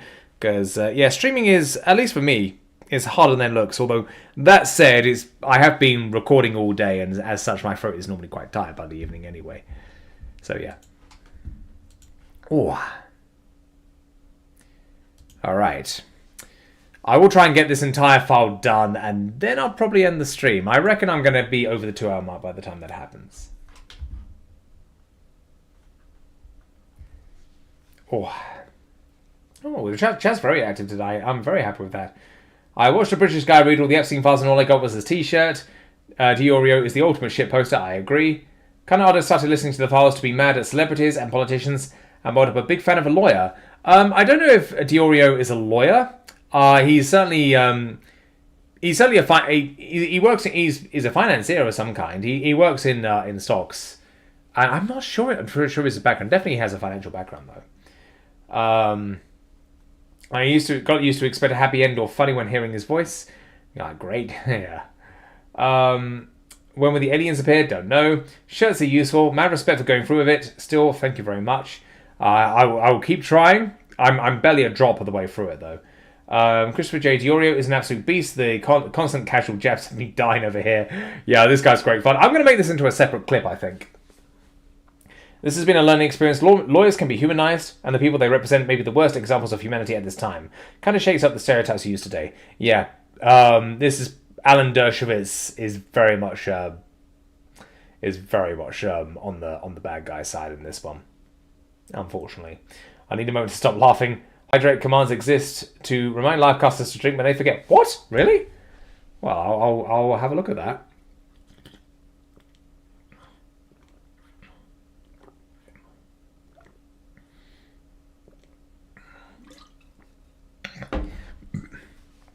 And of course, because I'm on the keto diet at the moment, it's a little bit harder for me. Because I eat no carbs whatsoever. Just eating fat. Well, fat... I can have like a trace amount of carbs. No more than 20 grams of carbs a day. But mainly my main fuel source now is fat. Which really helps. Okay, next one. April 19th, 2021. Welcome to episode number, I lost track, of Second Criminal Obstruction and Corruption while screwing the public it is mandated to protect and screen the whistleblower who caught them. Me. Give me a call, Mr. Gensler. Love to catch up. Saw what you did at OTCM-esque reverse split in the massive USO fraud in the public. SCMI judges at all. When you read about something as absurd and ridiculous as Hometown International, with a Delhi front and New Jersey and entities in Hong Kong and Macau, you're probably thinking what I was thinking 10 years ago when I began researching Knight and the OTCM shells they traded. But these are not one-offs. This is why the OTCM exists. Abusive naked shorting OTCM shells to facilitate money laundering is, and always has been, the core business at Knight et al. This is why Knight has been bailed out multiple times by other criminal entities. There is no such thing as just one cockroach. HWIN is no different. It is part of a much, much bigger and well-orchestrated scheme. More on Hometown International. Hey look, there's a Senegal Ivory Coast individual named Ibrahima Thiam with a Macau address. If the name Thiam is familiar, it should be. Tijane Thiam, the former CEO of Milken, controlled Credit Suisse. Jim Justice, Greensill. The resemblance is striking, don't you think? You know the one I'm talking about, Judge Silver. Knight top traded multiple sec FINRA reverse splits. Jim Justice, 5 Mile. Perian Zalviola. Josh Sasson, Shilenzia. New lead fame? And sister fraud, Greek shipper Free Seas. Also NY Supreme Court. Also Sasson, Shilenzia. But with other Milken flunky Terran Peiser, crude. Along with Deutsche Bank and Credit Suisse. Peiser, crude, also Net Element. Net Element, former CFO New, also Blink Charging with JMJ, Kina, and prolific bagman Michael Farkas. More derivatives. More on Farkas later in the email. Read on. And, not to get too graphic, but another Hong Kong Macau HWIN investor is Swiss model Nathalie Basaiwan. Interconnectedness defined. Or as I like to say, more derivatives. The 2020 SEC-reviewed HWIN 10K filed March 26, 2021, with a link. Guess who has been the HWIN auditor since 2015? Fined, censured by PCAOB Liggett and Webb, James Liggett, Martin Webb. With links here. Not the only money laundering shells, LWCPA are involved in either. Here. Several SEC reporting, and a few more with up and running today. Nasdaq linked listed Orbital Energy Group, OEG.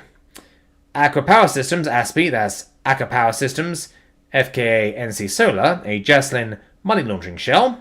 There. Bang Holdings Corp, BXNG, very appropriate name. Read on. Also Jacqueline, also Zenith, and Platinum Edgar search results, SecGov.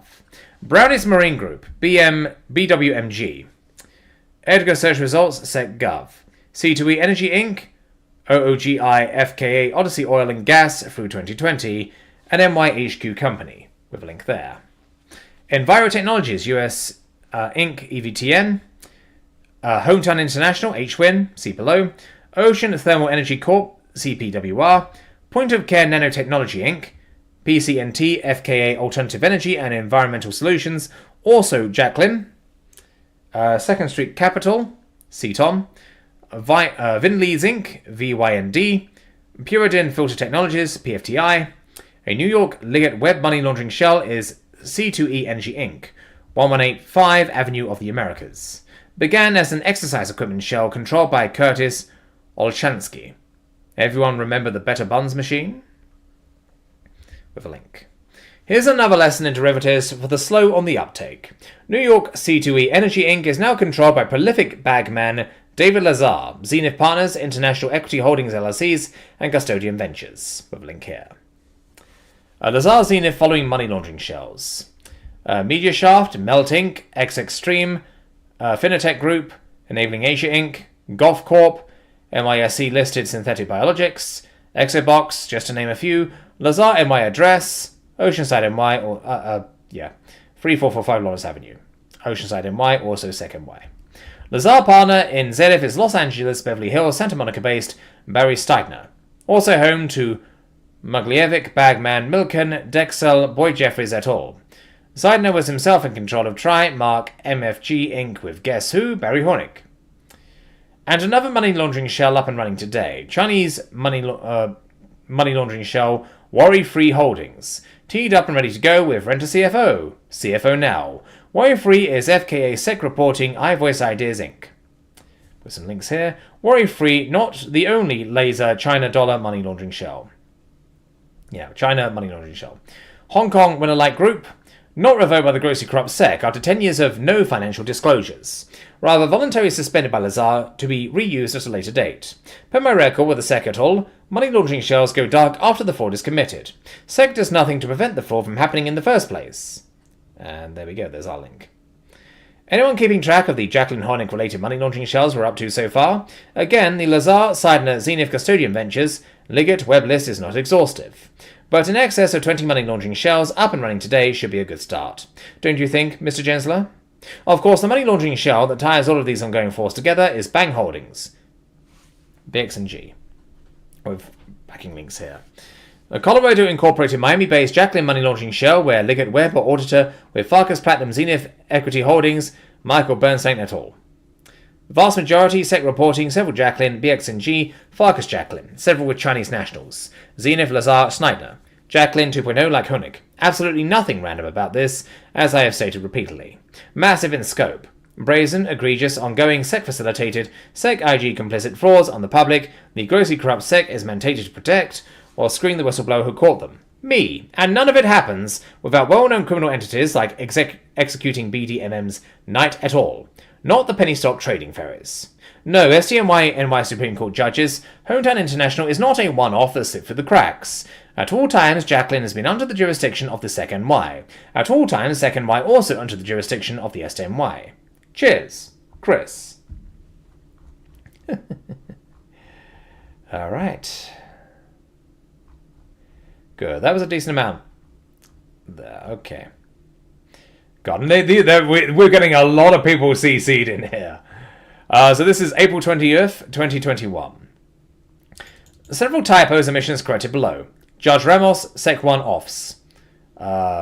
With a link here, I guess. This is to do with the legal database. SEC settled quickly with Honig et al. Also Alpha Capital Anstalt, Liechtenstein, IMDS, Bagman Schlaff, Bauag, Revco, Rhino, Sedona, Scan Graphics, Shane Hirsch, Carfunkel, Kushner's, Nordlick, Englander et al., Judge Swain Derivatives. These SEC one-offs guarantee the activity continues. It does. Below, Trimark. Sitner. Last 10K filed with the SEC 2010. Form 10K 521 Holdings 123110.htm sec.gov. Page 46 Honig owned 2,514,786 shares, or 2,514,786 shares, or 7%. That's stated control. When did the SEC waive 13DG filings simply because it was disclosed in an audited SEC-reviewed 10K? Not one-offs, guaranteed activity continues. Judge Ramos, did you put an end to Honig? Nope. With a link here, Barry C. Honig et al., release number LR24262. And as I proved below, Jacqueline Hogue is still up and running in April 2021. SCMI judges, MI Supreme Court, the SEC continues to play for fools while actively facilitating massive ongoing frauds on the public it is mandated to protect, while screwing the whistleblower who caught them, me. As I have stated repeatedly in my correspondence, the record multi-billionaire Frost wasn't trying to make a few million. Frost et al. Were laundering. Frost bought Leidenberg from ICANN, Lebeau, Lorber. Vector, New Valley, after ICANN, rolled his former employer. Gruntal, Sater, Feinberg, Sack et al. Milken into Leidenberg. As my record also clearly shows, Honig, also Coloran, Trump felon fundraiser, and Vector, New Valley, also Trump Russia. One-offs, too effing funny. Cheers, Chris.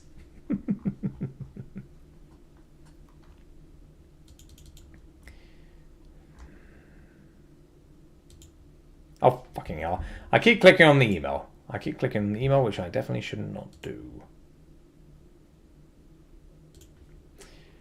Okay. April 22nd, 2021. Judge Bushwald. I hope your colleagues in the SDNY and in my Supreme Court have forwarded my information. Like your colleagues, you are the victim of another SEC fraud on the NDOI court. I am an irrefutable expert on SEC criminal obstruction and corruption. Jay Clayton was never shocked by the widespread fraud in the OTCM and crypto markets. With a supporting link. Widespread fraud in ICOs and penny stocks shocked SEC's Jay Clayton, Bloomberg. Clayton, Sverg, Sullivan, Cromwell, Jared Fishman, Rodgin, Cohen et al. Are experts on penny stock fraud, having bailed out the criminal enterprise Knight, KCG, Vert Knight on more than one occasion. OTCM shells and crypto are complementary money laundering vehicles. Clayton and the SEC have obstructed a thorough investigation of my very serious allegations for years, including the 2017 merger of Virtue and KCG, Knight. As a direct result, multiple, massive SEC-facilitated frauds on the public the SEC is mandated to protect are very much ongoing. In 1Q 2021, more than 4 trillion shares of OTC and money laundering shells were traded. Money laundering shells like SEC reporting HWIN and hundreds just like it. Bitcoin continues to be mined in China, Russia, and Belarus. Bitcoin claims to have a limited supply, but can that actually be verified? On his way out the door, Clayton brought the Ripple action. As you have stated, extremely flawed SEC argument that Ripple is a security, but somehow Bitcoin isn't. In fact, either all crypto are securities, or none are. The IRS, for its part, treats cryptos as a capital asset, subject to capital gains and losses for tax purposes. As your colleagues can attest, the interconnectedness of my information is irrefutable. Several entities, including Signature Bank, Greenbox, are just one example of my derivative information. Seems to me that Clayton, Hinman, CryptoPumper Pierce, all had known settled precedent to regulate Bitcoin, and all crypto are securities. SEC v. SG Limited, where Appeals Court got it right and where Howley was applied. With a supporting link to a case text. To a civil or criminal case. The inconsistency in the SEC approach to regulating all crypto as securities has caused great confusion in the marketplace and has opened the door wide to fraud. This is just another example of SEC corruption. Now the SEC corruption has reached your courtroom as well. Cheers, Christopher J. Diorio. Here's the reply on April 22nd. So sorry for incorrect email.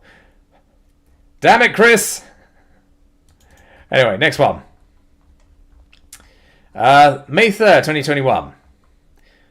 SDNY NY Supreme Court judges. I once challenged the best and brightest the SEC, DOJ, FBI, IRS, CI, FinCEN have to offer. Tear me to shreds. Make an example. I haven't been wrong about one single thing. Not even one. The record is simply irrefutable. The latest edition of the SEC is a grossly corrupt criminal organization actively facilitating multiple massive ongoing frauds on the public. It is mandated to protect to the benefit of the criminals who own them while screwing the whistleblower who caught them. Me. I refer you to the SEC office of the whistleblower FAQ. Of course, I have multiple forms copied should you prefer. With a link. Again, IG Hockner et al. The summary disposition, aka Christopher J. Diorio rule, corruptly enacted by Norbert Clayton et al. Is complete fraud, per FAQ number 12 from the grossly corrupt SEC OWB website. All tips, complaints, and referrals received by the SEC are fully reviewed by our enforcement staff. Further, complaints that relate to an existing investigation are forwarded to the staff working on the matter. New line of inquiry. I don't see how it could be any more clear, IG Hockner et al. In addition to annual reports to Congress acknowledging the OWB as the primary contact for whistleblowers to the Commissioner at large, this is damning. The summary disposition rule, aka just Christopher J. Diorio rule, SEC staff never saw Mr. Diorio's information, is complete and total fraud, designed to use my information to both bring and obstruct thorough investigations while screwing me out of my rightful compensation. IG Hockner, I'm still looking forward to our first interview, given the free complaints I have filed with your office. The UBS Reg Show denial was complete fraud. The UBS FINRA FinCEN SEC AML denial was complete fraud. The OPCO denial was complete fraud. All must be reversed. The summary disposition rule, aka Christopher J. Diorio rule, must be nullified retroactive to its passage, as it is clearly contrary to the SEC rules itself. I look forward to speaking with you, Carl. Cheers, Chris. I'm not gonna say the number again. I've said that so many times already.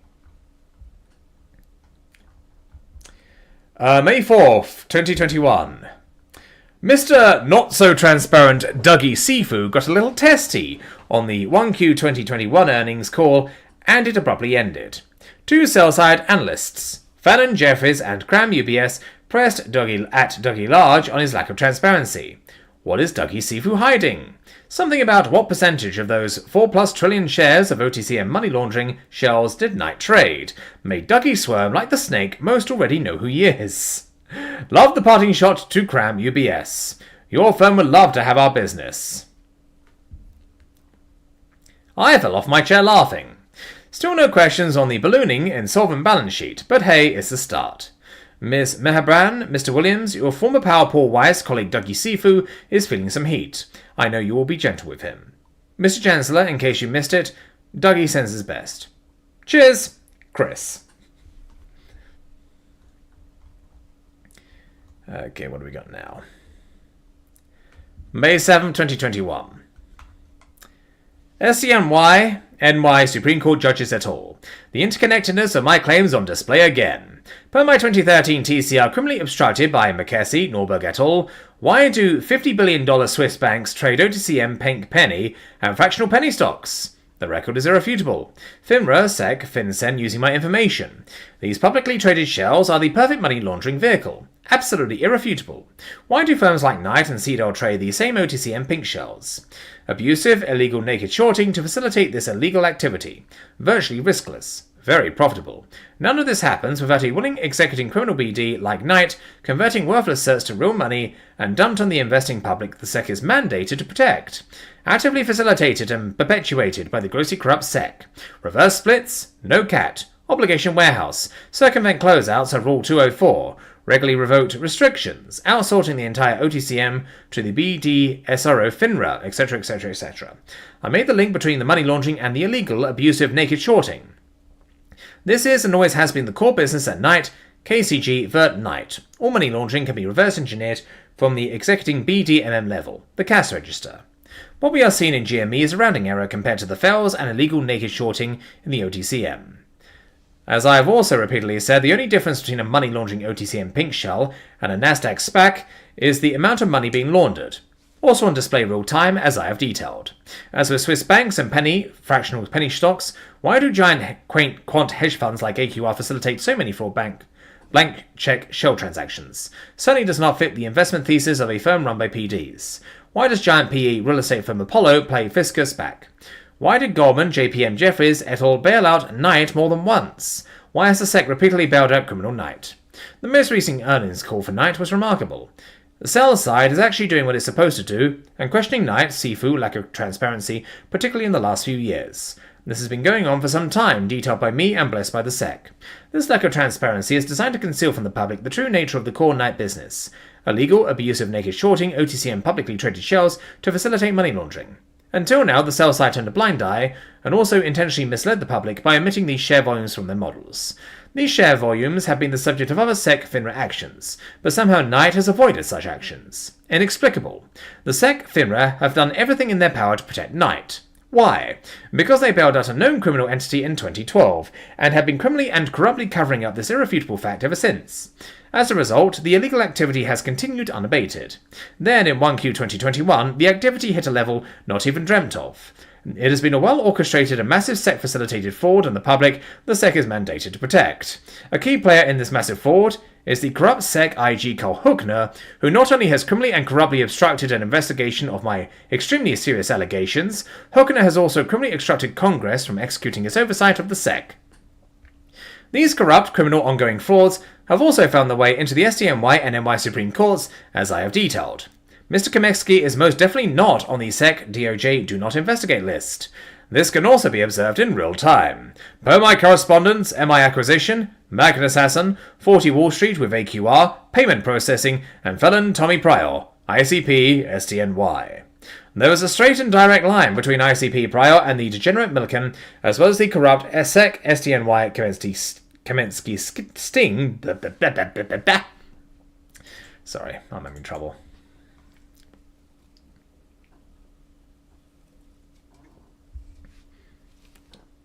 That goes beyond the degenerate Milliken flunky handler Jeffries, where Audrey Strauss praised the work of the SEC. As I previously detailed, Ares Management, Nyman Marcus, Tony Ressler, Milcom, Drexel degenerate flunky, has built quite the monstrosity. A little PE, a little real estate. But the 800-pound gorilla at Ares, Credit, Ressler's sister, is married to Fat Leon Black. Close-knit bunch for sure. Aries, with a link here. Massive CLO manager originator. One-stop shop. Because, as I previously detailed, now a direct lender to fraud money laundering entities like Prior, Sasson, AQR, et al. PRTH. Because securitization drives the lending and is not a byproduct of sound credit analysis. Junk is junk, real time. I applaud Chair Waters and her efforts to rein in illegal trading practices detailed in my extensive record. However, non-bank lenders like the massive Aries pose a systematic risk to the US financial system. CLOs are a massive fraud on the public developed by the milk and degenerates like the subprime and SNLs. The SEC actually brought a complaint recently. IIG, which described using CLOs as a money laundering vehicle. The Caymans have recently cracked down also. Greensill, Credit Suisse, Milken is another example of securitization as money laundering vehicle in subprime factoring. Jim Justice. SBNY is also a securitization fraud. SBA. Chair Waters and her committees see the credit ratings agency, SEC fraud, I have also detailed. My coronavirus, repo virus, CLO correspondence. The SEC corruptly didn't downgrade massive CLO debt in 2020. The result, issuance exploded in 2021. Non-bank lenders like Ares, as well as Apollo, Jefferies, Ted Virtue, etc., have reaped tens of millions in management fees. Who told the SEC to obstruct the proper role of the credit agencies to downgrade massive CLOs in 2020? Mr. Clements knows. His garbage CLO report late in 2020 set the stage for the all-clear to the SEC. Oh, Mr. Kamensky, I only hope you sue these corrupt scumbags who ruined your life, while they are treated with zero implications for their illegal activity by the grossly corrupt SEC and DOJ. Cheers, Chris. May 7, 2021. Judge Cote, your 6-month prison sentence for Dan Kamensky is a gross miscarriage of justice. Your courts, Ms. Strauss and Mr. Kamensky's counsel, are in possession of information that clearly indicates a long-standing and corrupt relationship between the SEC and handler Jefferies. Kamensky was set up. I will be contacting Mr. Kamensky directly as his counsel has permitted gross negligence in his representation. Chris.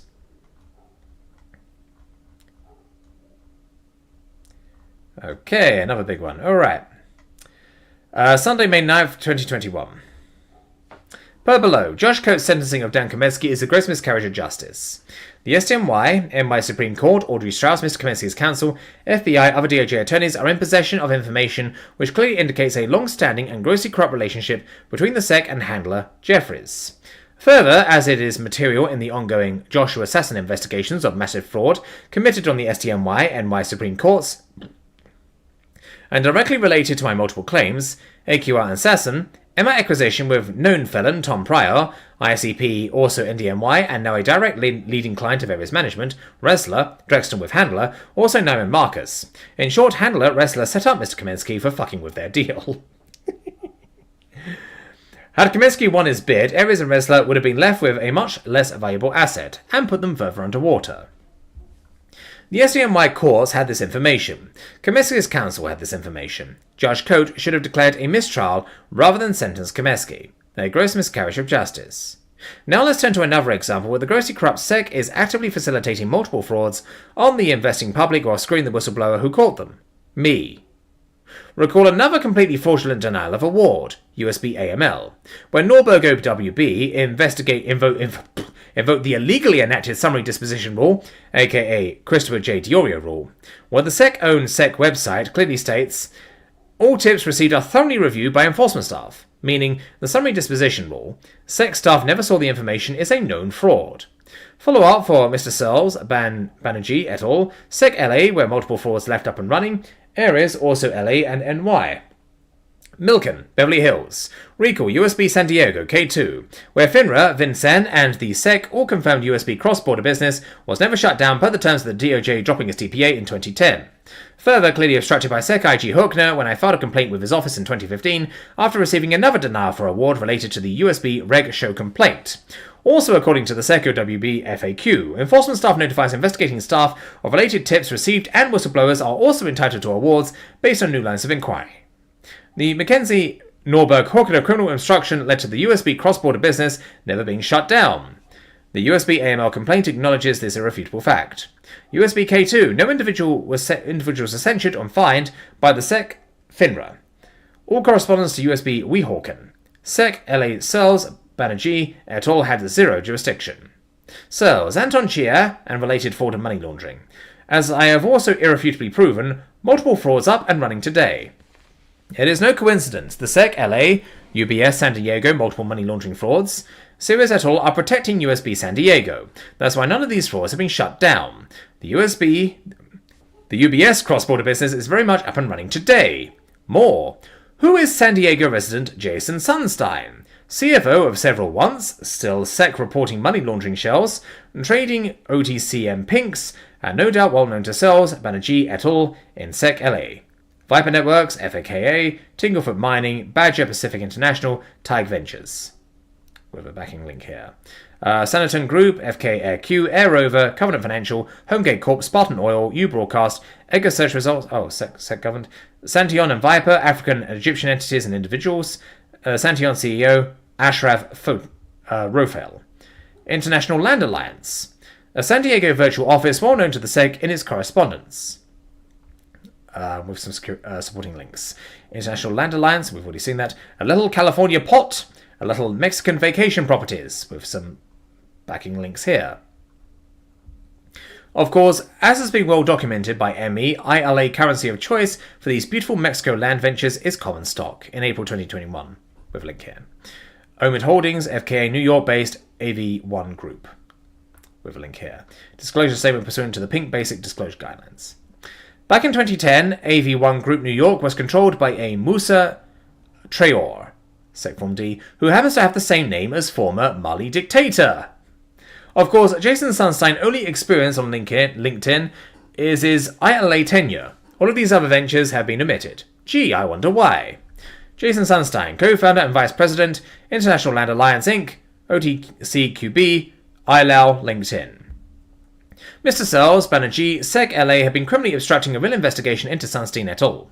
Right there in San Diego, UBS K2 backyard. So, no individual UBS San Diego to K2 complaints, multiple money laundering shells up and running. For many reasons, IG Hokener, all SEC OWB denials of my award applications are complete fraud. All of the activity continues today as a direct result of your criminal obstruction and corruption. And Knight and Cedar trading all of them. In furtherance of the conspiracy. Cheers, Chris. Whew. And that was another long email. And we got another long one here. But we're making good progress. Only 40 pages to go after this. Jesus. Well, I'm going to pause for a moment. I'm just going to do a little channel-related thing. Because I've got to... I'm just scheduling something up for the members. Which is the more sexy Space Babes.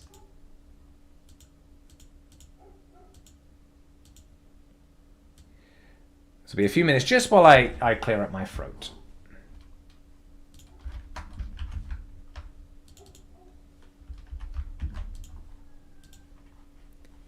Ooh, one of my cats is meowing. Probably a little bit scared by the dog outside. We can't have that. But yeah, I'm surprised Clara and Dexter aren't up here. They usually love hanging out up here with me. There we go. Hello, who's that? Hello, Clara. You want to come up and say hi to the chat? Yes? Oh, I think you do. There's my little dumbass. There's my favourite little dumbass. Well, you and the other one. The other one's also a dumbass. And he is also my favourite one. Hello. Hello. Hello. He's a good girl. Ooh. That's right. You don't want to be picked up, that's fine. There's a good girl. Yes, you are.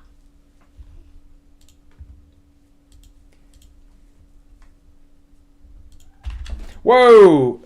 Clara, don't walk over my keyboard. Dexter's there as well. Dex!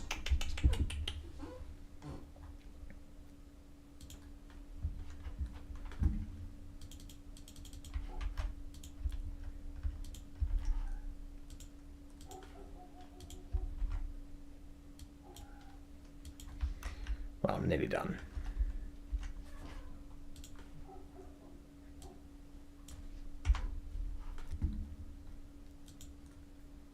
All right, that can continue loading and doing its thing.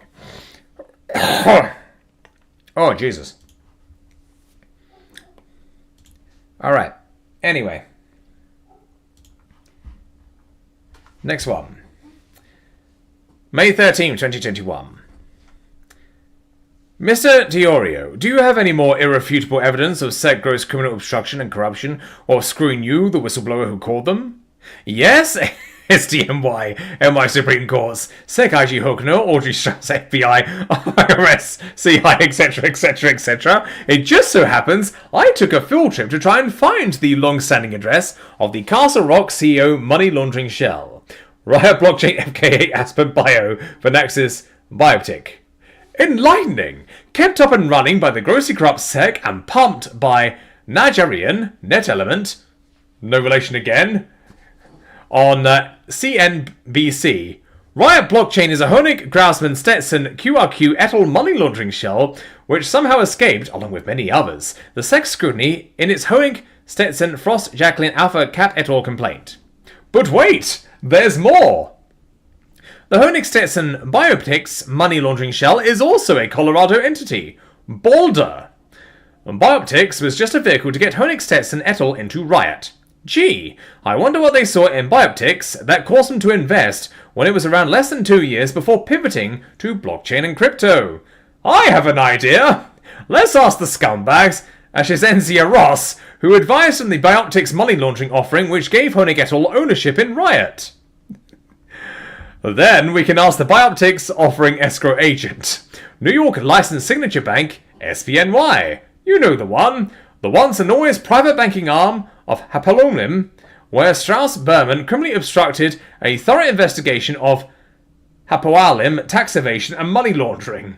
The same SBNY which posted Ivanka Trump as a board member and was a go-to lender for Trump and Kushner, where all SEC filings have disappeared, and where Chairman Scott Shea is on BOD of Cardworks, Berman, which was go-to processor for Net Element, Merrick Bank UT, etc., etc., etc. Yes, that SBNY.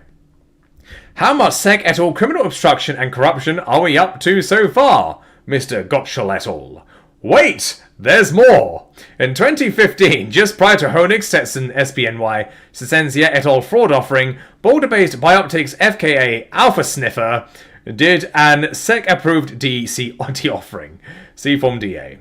Guess who shows up as a Bioptics Alpha Sniffer insider? Dmitry Akhanov. WTAF is Rusanov USA, and head of the Russian Federal Energy Agency? Why is he involved in Bioptics now, Riot? With a link here. Akhanov is also involved in NYSE-listed Neophotonics.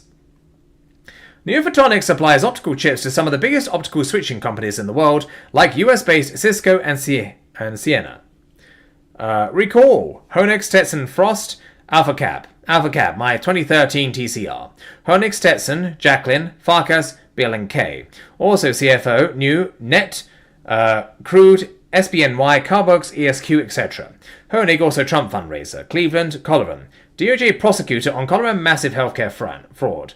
Chad Riedler. Trump made Riedler a federal judge. SEC left dozens of Jacqueline money laundering shells up and running, including Blink and New Image Concepts. Intercloud Assassin, etc. As well as Oz, Mazzo, Sculpture, New Jersey, Delhi, Hometown International, HWIN. None of this is by accident. SEC gross criminal obstruction and corruption. No Honig Stetson, Bioptics now Crypto Riot. Right here, 15 minutes from my home. Like CGFIA and VGZ, as well as prolific shell CPA firm BF Borgers. Give me a call, Mr. Gottschall. I'll point out Castle Rock to you on a map, you grossly corrupt piece of shit. Cheers, Chris. Oh god, I fucking love this guy. Like, I used to work in fintech. I should know a little bit about finance, but finance is an industry that has many different facets and many different branches, and I wasn't necessarily involved with the day-to-day trading. If I was involved with the day-to-day trading, I mean, it might be that the circumstances never would have come around where I made this channel and hit it out of the park. But, you know, day trading is very much different from what I did. But that said, yeah, the committing fraud, we got agencies actively not doing their fucking jobs, which is really annoying. Anyway, and as Christy Urori says, yeah, we've got to get this guy up on YouTube. I've got to get this guy for an interview if I can. Of course, not knowing his field, it would probably be a very crap interview, but still, I want to talk him just by virtue of him being an absolute mad lad. And for him making me laugh my ass off repeatedly during this stream. Anyway, we got some more. Okay. May 14th, 2021. In addition to neo-photonics and bioptics, with a link, Rossano Akhanov invested in Cortana, now on semiconductor which supplies chips to Apple, as well as chip company Aquantia. Aquantia was acquired by giant chip company Marvell. The SEC massive flaws in the SDNY and NY Supreme Courts continues. Shizenzia Ross, Sasson, Creed, Jim Justice et al., New Lead and Free Seas, as well as WNW and others. Now Riot Blockchain. So Shizenzia facilitated a fraud acquisition of certain futures commission broker, now introducing broker trading platform from Mark B. Fisher of Miami. With a link here. Mark B. Fisher has owned MBF Clearing, with a supporting link here, as well as MBF Capital, with a supporting link here. For quite some time, both New York-based. Not even sure if there was a Miami office for either Fisher entities. So why Miami? Part of that question can be answered by anyone receiving my extensive and irrefutable evidence of SEC criminal obstruction and corruption. Miami SEC Director Eric Bustillo, a grossly corrupt piece of shit, on par with Gottschall and Best.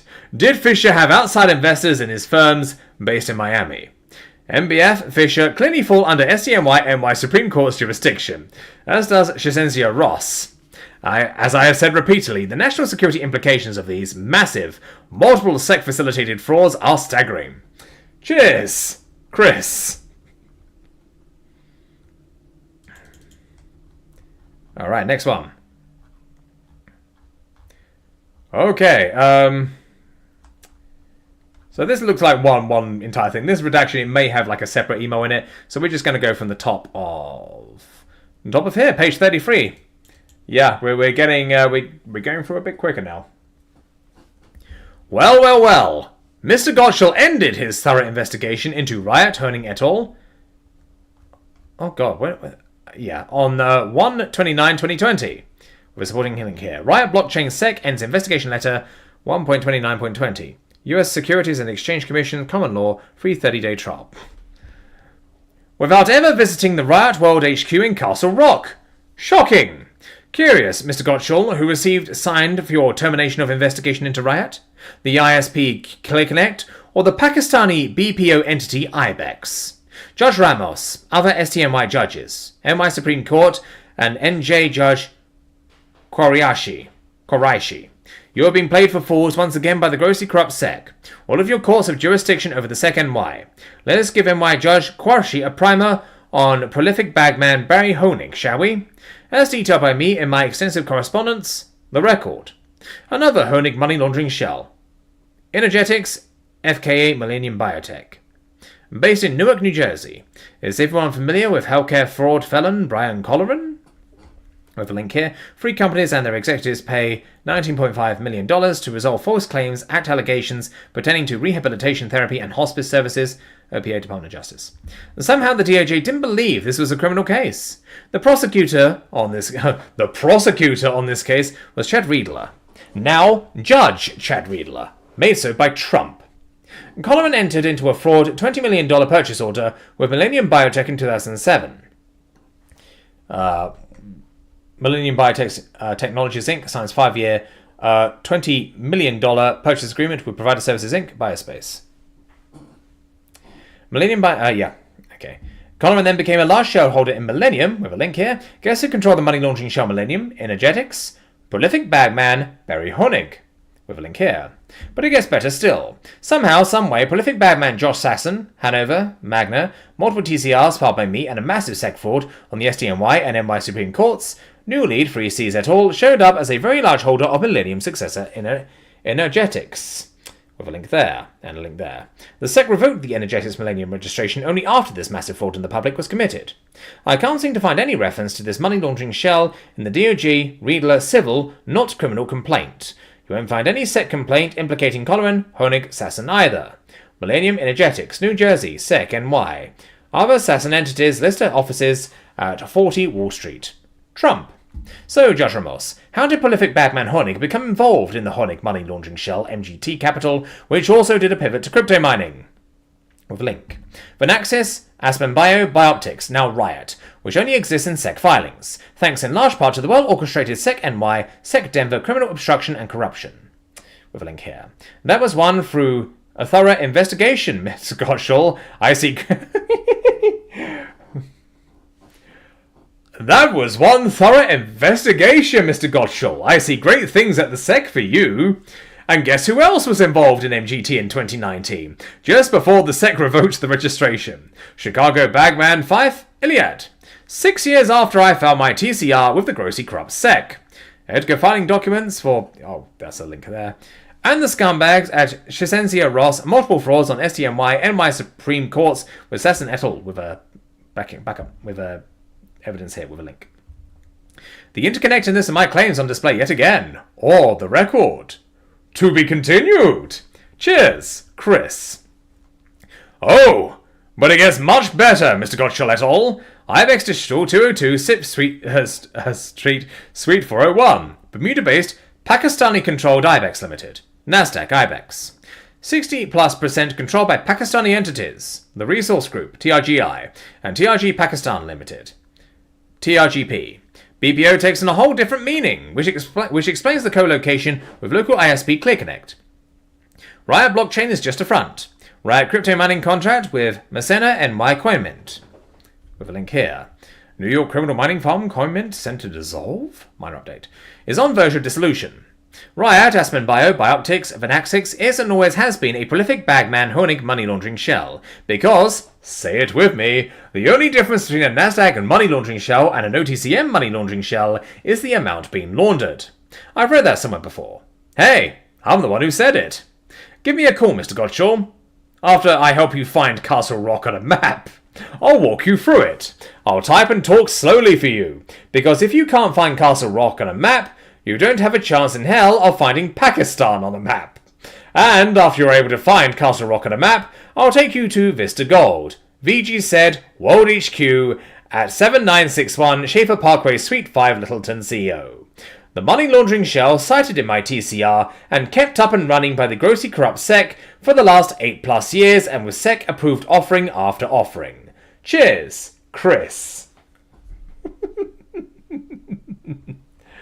Oh boy. Oh, I fucking love this guy. Oh, Jesus. Woof. Fuck me, sideways. Oh, what an absolute mad lad. Give me a break just to rest my voice a little bit.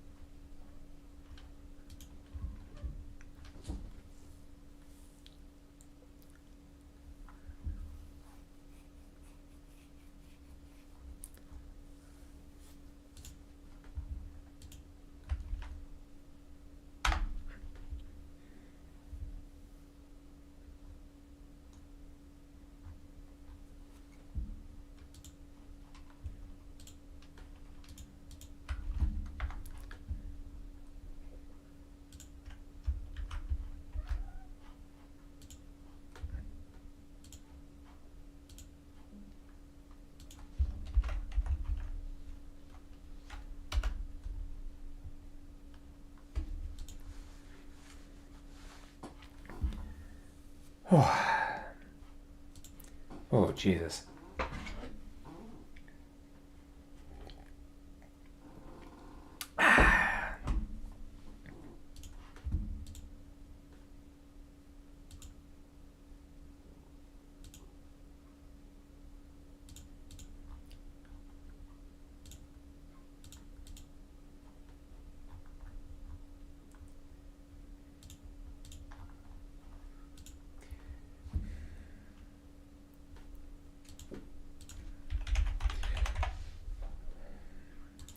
Okay, right. Let's carry on, shall we? I'll get this done this stream. Whew. Anyway, what do we got here?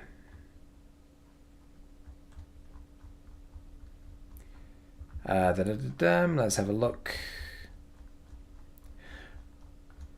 Oh god, this is going to be... this is a big one.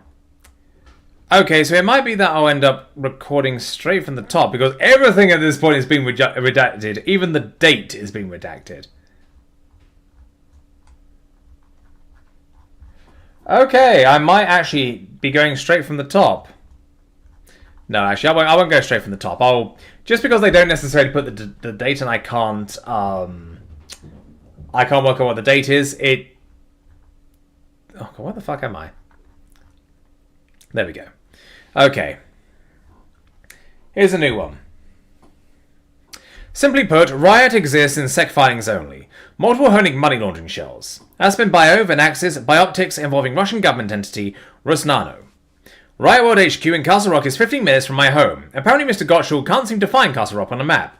There is no riot at SEC filing address.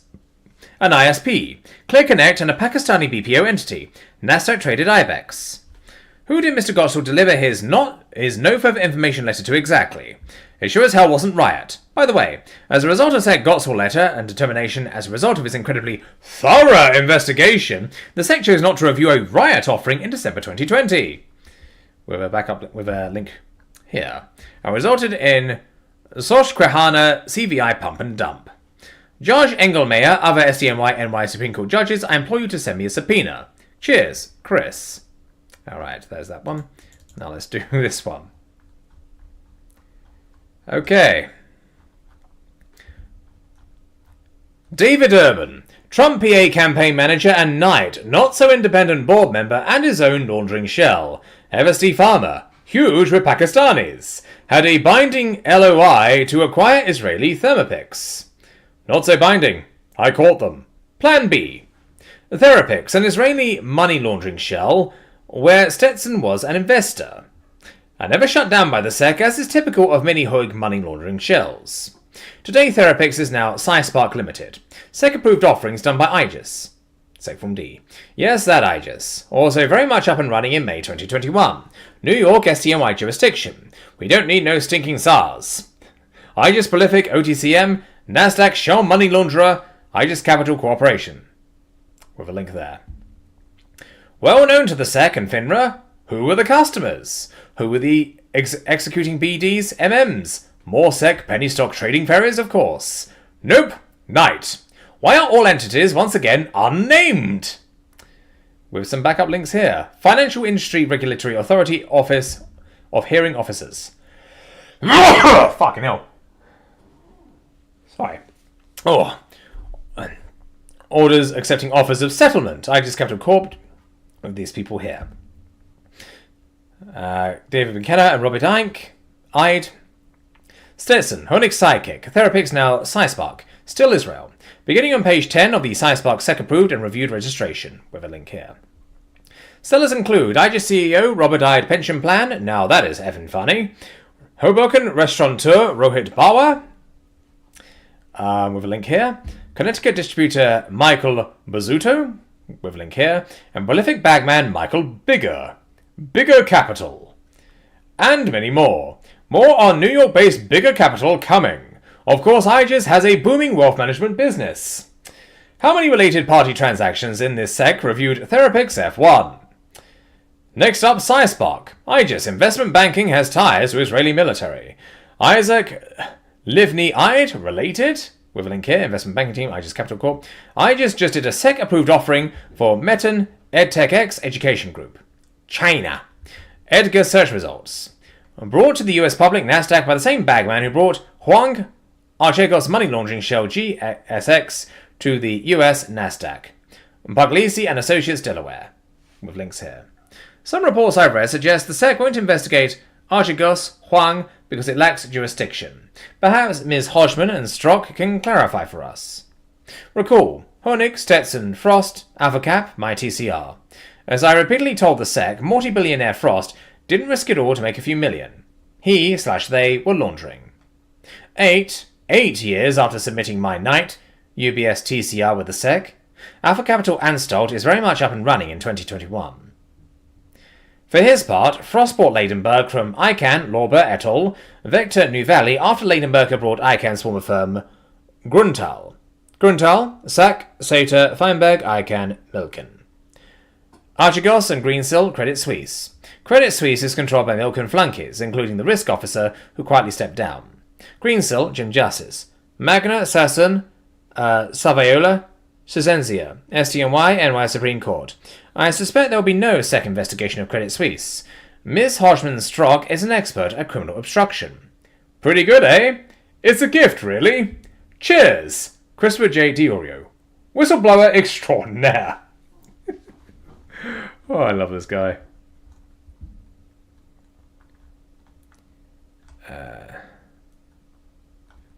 Where are we? Okay, we're here now. Okay. There have been 3 SEC actions clearly based on my information that also clearly qualify for OWB award eligibility. Sasson, Keener, Saviola et al., new lead. John Fife. Justin Keener, JMJ. And these do look like case filings or court proceedings or court records, essentially, that he's referencing to. All my information. Yet none of these actions have been posted to the OWB award eligible website. The Office of the Whistleblower.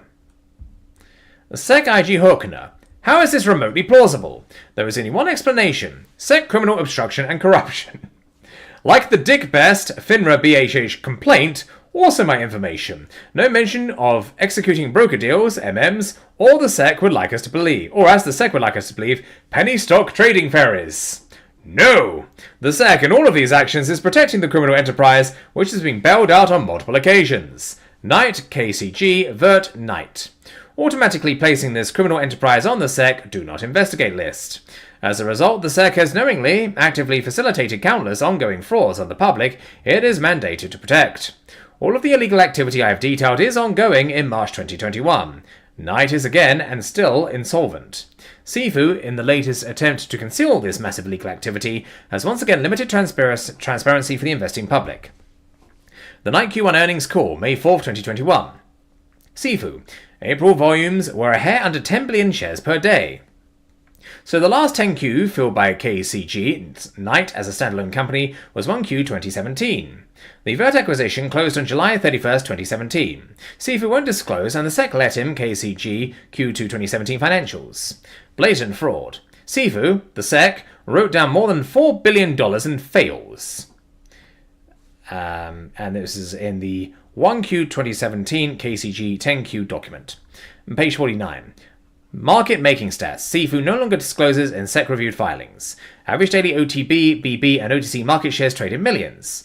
9,096. Average daily NYSE and Nasdaq trade shares millions. 986. 986. Per my consistent correspondence with the SEC, Knight, KCG Knight, derived 80 to 90% plus of the equity market making share volumes from OTCM. This is why Vert acquired KCG and Knight. This is and always has been the core business at Knight. This is what Sifu conceals from the investing public. In May 2021. As I have also detailed over the last several years, FINRA share stats data is complete fraud. This also continues in May 2021. At the top of the page, last month's statistics, April 2021 share volume, 44 plus billion shares. Yet below that, under April shares volumes, total shares, 928 plus billion. The Knight KCG Vert. Knight balance sheet in 1Q 2021, filed with the SEC in May 2021. The balance sheet is again exploding. Airline XBRL viewer. Oh god, why am I reading that? Not HFT related, we're holding time in seconds. Tangible book after properly classifying naked shortfalls, booked as an asset, receivable due to self-clearing, insolvent by a very wide margin. All as a direct result of ongoing SEC criminal obstruction and corruption. So, Ms. Paquinelli, who is the executing BDMM, converting all of these fraud notes into worthless certs and dumping on the investing public where they are converted into real money? Why would any BDMM execute these trades? How do OTCM money laundering shells trade up to trip zeros? More buyers than sellers? Nope. Illegal naked shorting to facilitate money laundering. That is why none of these actions have been posted to the OWB website, even though they clearly are eligible actions. My information. Cheers, Chris.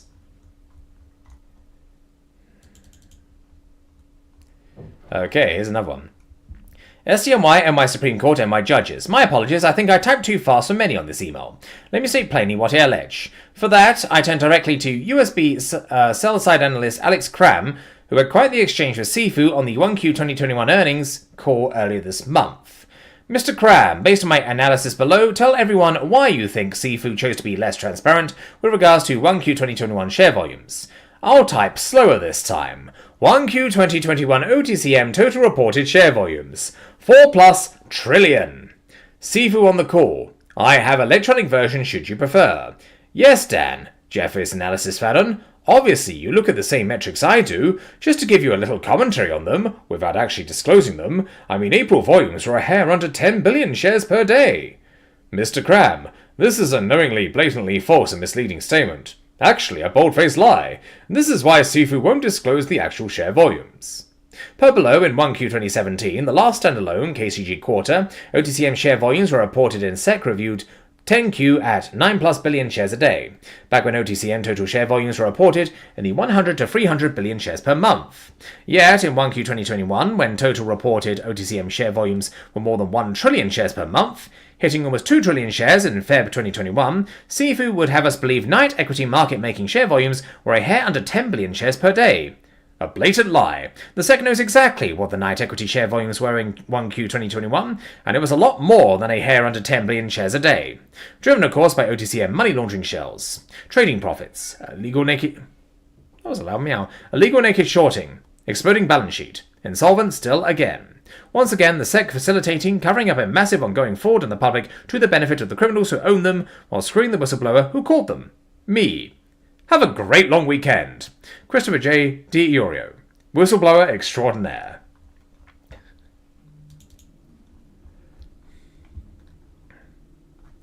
Okay, so the next one. SDNY NY Supreme Court's NJ Courts Grossly Corrupt SEC et al.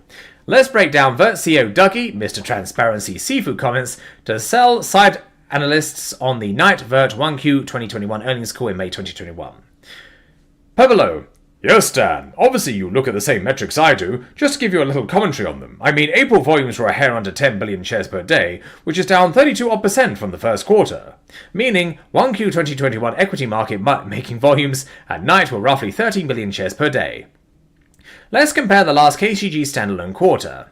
1Q 2017, below, where total equity market making share volumes were a hair over 10 billion shares per day.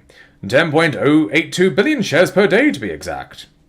KCG 1Q 2017, 154 mil trading revenue, 93.589 mil commissions and fees. Hello, Clara. Oh God, you've taken out the fucking sink again. She's got a J-cloth. EPS 0.05 to 67 million shares outstanding. Since Dougie, Mr. Transparency Seafood, won't actually disclose 1Q 2021 metrics, let's do some simple math and solve for X, shall we? Night Vert combined 1Q 2021. Remember, April volumes were down approximately 32% from 1Q 2021 volumes. April volumes were a hair under 10 billion shares per day. Therefore, Sifu says to sell-side analysts on May 4, 2021 earnings call, 1Q 2021 share volumes were roughly 13 billion shares per day. The 1Q 2021 night Vert combined SEC reviewed 10Q. Trading income, 812.743 million. Net commissions, 191.64 million. EPS at 1.91 a share on 123.4 million shares out. Again, 1Q 2017 OTCM pink money laundering shell volumes, 90% plus of total equity MM volumes. Overall OTCM volumes, 100 to 300 billion shares a month.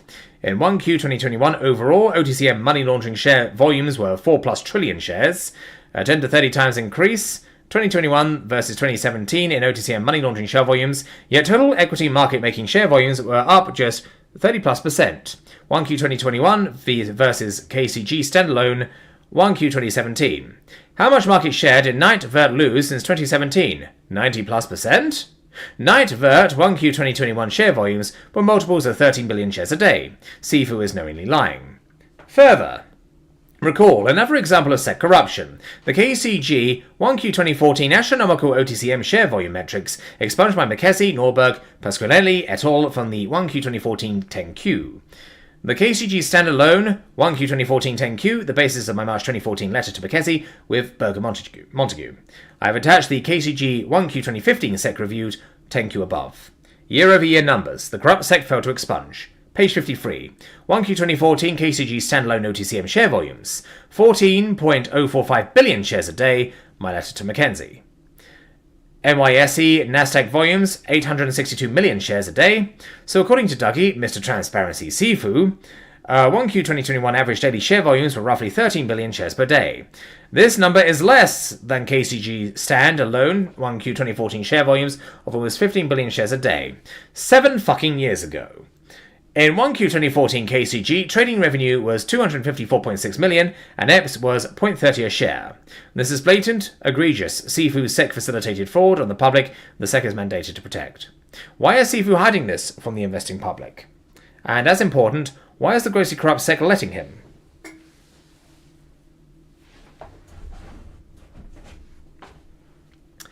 Read my TCR. In furtherance of the conspiracy.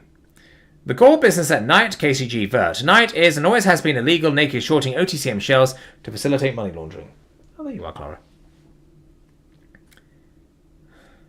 Further, Clayton et al. Corruptly gave Knight and CDL their own exchange, Mimics, in 2020 for this exact reason. The FINRA OTCM share volume discrepancies explained. Knight Vert is not reporting the vast amount of illegal naked shorting OTCM share volumes. Recall my correspondence to the grossly corrupt SEC, where Mimics was announced, just between us criminals. Once again, my allegations are irrefutably accurate. The SEC has again doubled down and taken the side of the criminal entity Knight. As a result, the SEC actively facilitates multiple ongoing frauds on the public to the benefit of the criminals who own them, while screwing the whistleblower who caught them. Me. Cheers. Whistleblower extraordinaire, Christopher J. DiOrio. Come on, I'm pretty determined to get this all done tonight. Okay. SCMY, NY Supreme Court, NY Judges et al. To say the SEC is a grossly corrupt criminal enterprise actively facilitating multiple, massive ongoing frauds on the public to the benefit of the criminals who own them, while screwing the whistleblower who caught them, me, the real-world implications of this irrefutable fact are staggering. Real lives changed and ruined. Staggering losses for Main Street investors, as Clayton referred to them. Because for anyone spending more than an hour or two on a trading desk, Gordon Gekko is right. It's a zero-sum game. Somebody wins, somebody loses. The grossly corrupt SEC has rid the game in favour of the criminals over the public it is mandated to protect. Mr. Paley, did your microcap fraud task force actually accomplish anything? How did 4+ trillion shares of OTCM money laundering shells trade in 1Q 2021? Are prolific bagmen like Kramer and Honig, etc., etc., etc., actually out of business? Hell no! Mr. Gensler, Chair Waters, Congress, made repealing the grossly corrupt Clayton, Pierce, Rossman rule in the summer of 2020 that exempts 90% of current 13F filers a priority. Filers a priority. Will you execute the stated will of Congress? As the corrupt POS Paley et al. Know, none of these criminals are out of business in 2021. In fact, business is booming. With a link here. Speaking of prolific bagman Honig, as you are all aware, I made the connection between Honig, Russian entities, Signature Bank, SBNY, and the criminal law firm of Sessentia Russ, Mr. Gottschall. Have you been able to locate Castle Rock on a map yet?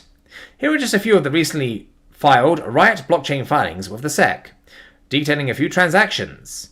With the likes of the Beijing China Bitcoin mining company Bitmain, where Riot bought the mining machines at the Rockdale, Texas 1GIG Plus HPC data center. It doesn't look like Bitmain has much of a future in China, but Rockdale, Texas is a growth market for sure. With a link here. Another transaction involving the Riot acquisition of a data center in Rockdale, Texas, owned by a German entity called Northern Data, Northern Bitcoin, Winstone. With a link here. Northern Data is a publicly traded company with ADRs trading OTCM Pinks. US jurisdiction established, with a link here, half-year report 2019, Northern Data. And investor relations. OTC markets, there's this here. Northern Data is now a 12% holder of Riot, with a link here. Edgar filing documents for this company, link here. Northern Data / Bitcoin Frankfurt came into existence in 2015. The founder is a guy named Matthias Schultz. Mr. Schultz previously was a private banker at Julius Baer, LGT, and Elan Capital Management. With a link here. Mining Like a Viking, how the viewers of Norway offer a greener alternative. Bitcoin Magazine. Bitcoin news, articles, charts, and guides. Schultz picked a very interesting nobody from New Orleans to build his 1GIG Plus HPC data center in Rockdale, Texas, Chad Everest Harris. Qualifications? And this is the link here, full of Chad Everest Harris's qualifications, which is implied is not much. Unless you count this, of course. Northern Data, Northern Bitcoin brought Whinstone in 2019. Whinstone was building its Rockdale, Texas 1 gig plus HPC data center in 2020, supervised by Chad Everett Harris. Northern Data, Northern Bitcoin sells Whinstone, Texas data center in April 2021. Northern Data, founded in 2015 by former private banker Matthias Schwartz. Riot has no office and SEC filing address. Riot is Honig Russian money laundering shell. Riot is offering with SBNY as escrow agent and the criminal law firm Shazenzia Ross. Northern Data trades OTC and Pinks, no info. Northern Data now owns 12% of Riot. Riot is a customer of Beijing-based Bitmain, which has been effectively shut down by the PRC. Bitmain filed a secret IPO with Clayton SEC. Riot is a national security risk and ongoing fraud in the public kept up and running by the grossly corrupt SEC. Gottschall et al. With a link here with Bitmain. Mr. Gottschall. And to think all of this is happening 15 minutes from my home in Castle Rock, Colorado. Too fucking funny. Cheers. Christopher J. Diorio.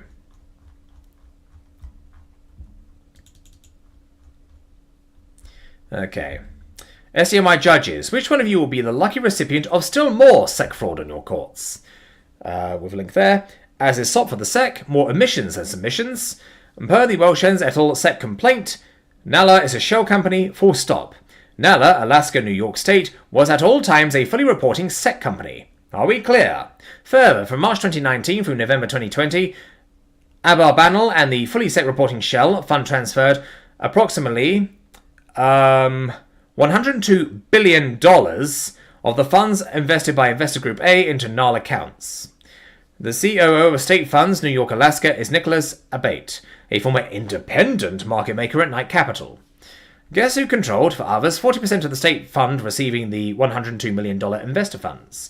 Note 9, control and ownership. Brown Brothers Harriman. The penny stock money launderer, Finran, Dick Best, all entities unnamed. Guess who controlled, for others, 57% of the state fund, NAR receiving the $102 million investor funds?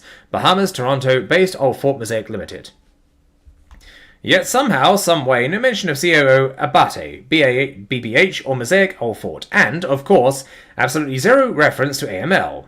Another fraud SEC complaint coming to the SCMI courts. The SEC is a grossly corrupt criminal organization, brought and paid for by criminals actively facilitating multiple, massive ongoing frauds on the public or screwing the whistleblower who caught them. Me. Cheers, Chris. Right, what do we got here? Alright, filing into single digits. Jesus. I am eagerly awaiting to see which NDAY judge is the victim of the latest SEC fraud on the courts and the investing public it is mandated to protect. SEC judge's company and 2 executives for misleading COVID-19 disclosures. Let that sink in for a minute. And this is to do with Parallax Health Sciences, Inc. Parallax, FKA, Endeavour Power, Endeavour Uranium, VB Trade. A money laundering shell kept up and running for more than a decade. A June 2019 approved offering is chock full of info, pre-COVID of course. Selling shareholders include EMA, detailed by me as a prolific bagman woman in extensive correspondence with the SEC, The Record, EMA. 40 Wall Street Trump. Ionic Ventures. Ionic is Keith Colston, formerly Ironrich. The SEC knows Ironrich well. With a link here. United States of America Securities and Exchange Commission Securities Exchange Act of 1934 Administrative Proceeding Order instituting administrative and cease and desist proceedings pursuant to sections 15B and 21C of the Securities Exchange Act of 1 with the reference here. Ironrich, like Ionic, prolific bagmen. Ionic also in the AQR money laundering shell Cis Delta Urban T Bitbros here. Central to my AQR TCR, Russian spies and Chinese nationals, up and running today. Ironridge was involved in another AQR money laundering blank check shell in my TCR, Seroplast. With a link here.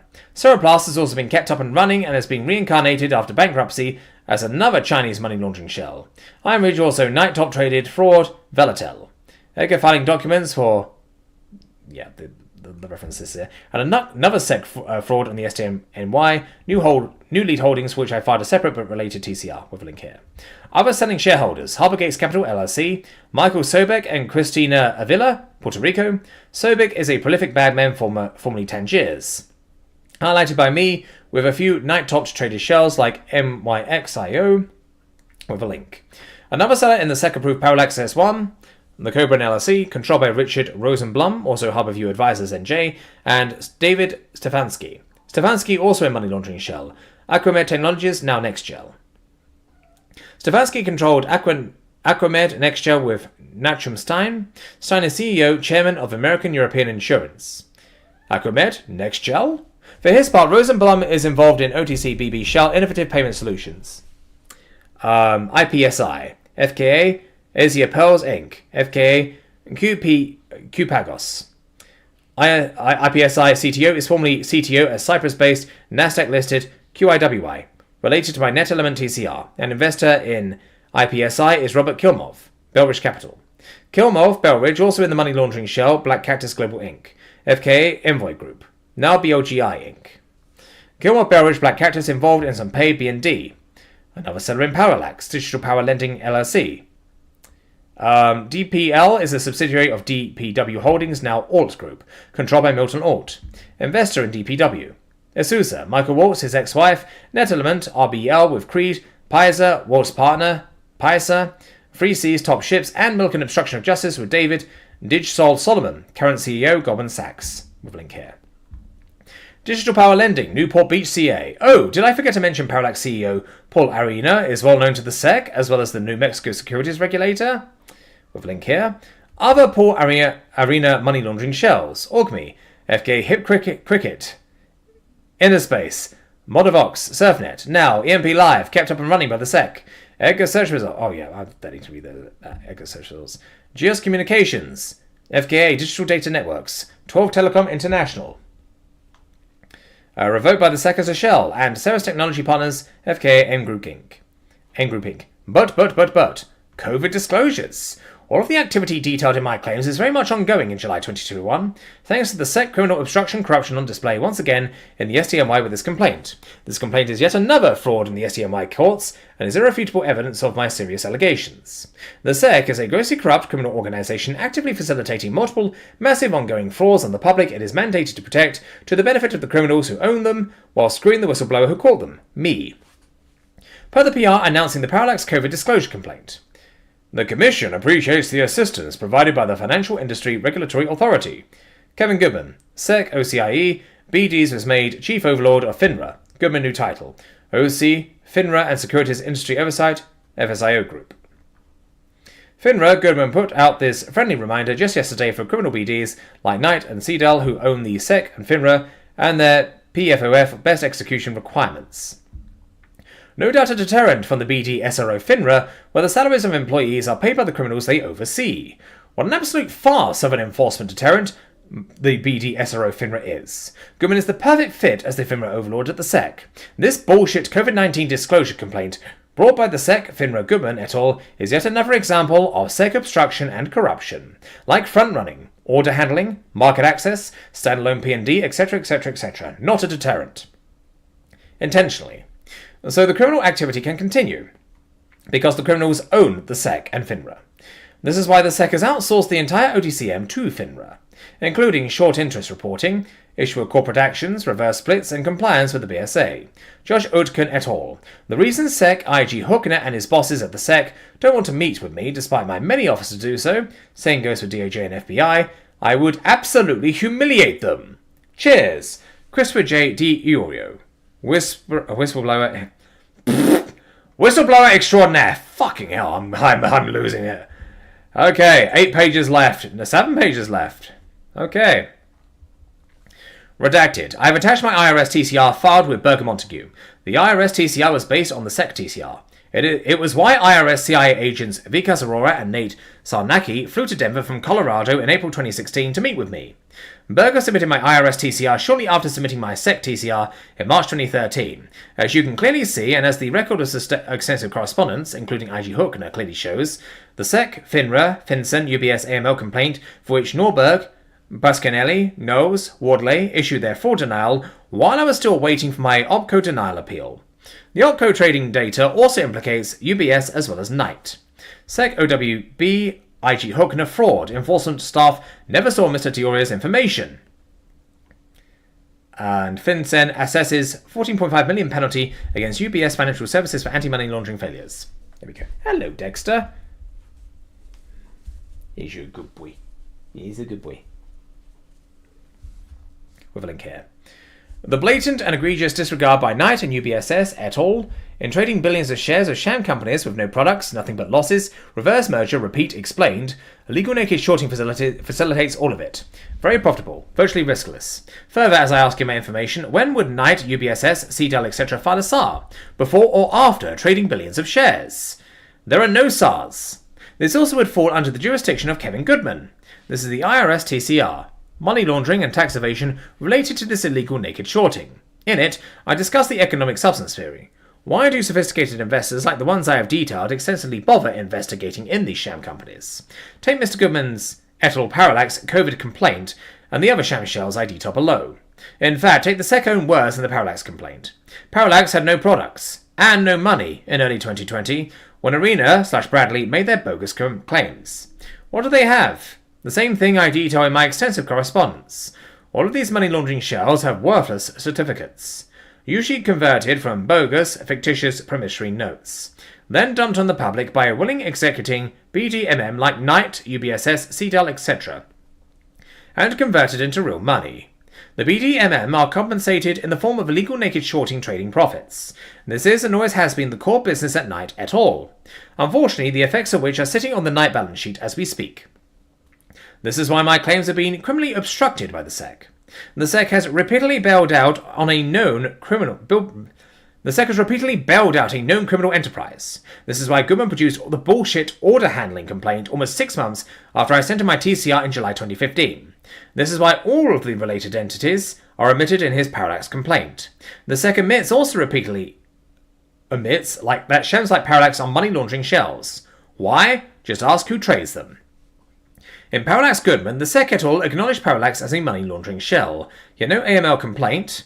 Knight top trader? To further prove my point, the SEC approved Parallax S1, June 2019, with sellers I detail below. Yet in early 2020, the SEC acknowledges Parallax had no money to support their new product claims. How can this be? As with hundreds of money laundering shells, Knight and UBSS et al. Top traded. These sophisticated investors are not investing, they are laundering. And with bullshit order handling, front-running, standalone P&D, per my TCR, just a tool used to facilitate the laundering and naked shorting, market access, COVID disclosures, etc. complaints, the SEC guarantees the activity will continue. It does in July 2021. Cheers, Chris.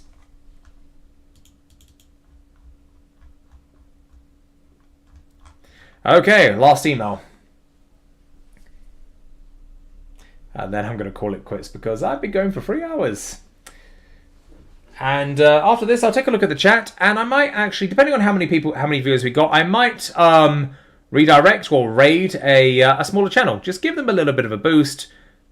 Be nice to them, whoever they are.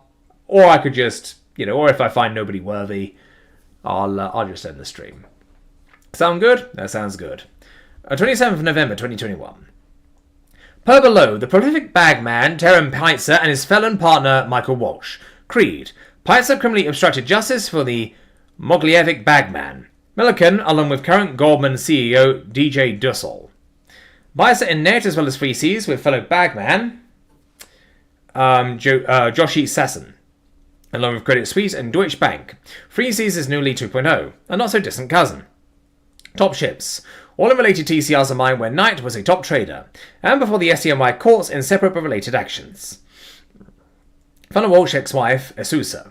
Walsh's sister, Cobblestone. Both net as well. In fact, it was Asusa and Cobblestone entities used to assign RBL, Northern Leasing Notes in net, so that the SEC-facilitated reverse merger between net and Mullen could take place. These assignments were the mechanism to transfer the massive net money laundering payment processing business to RBL and Northern Leasing, guaranteeing Northern Leasing is up and running today as a result, despite the NY Supreme Court's NYAG rulings to shut it down per below.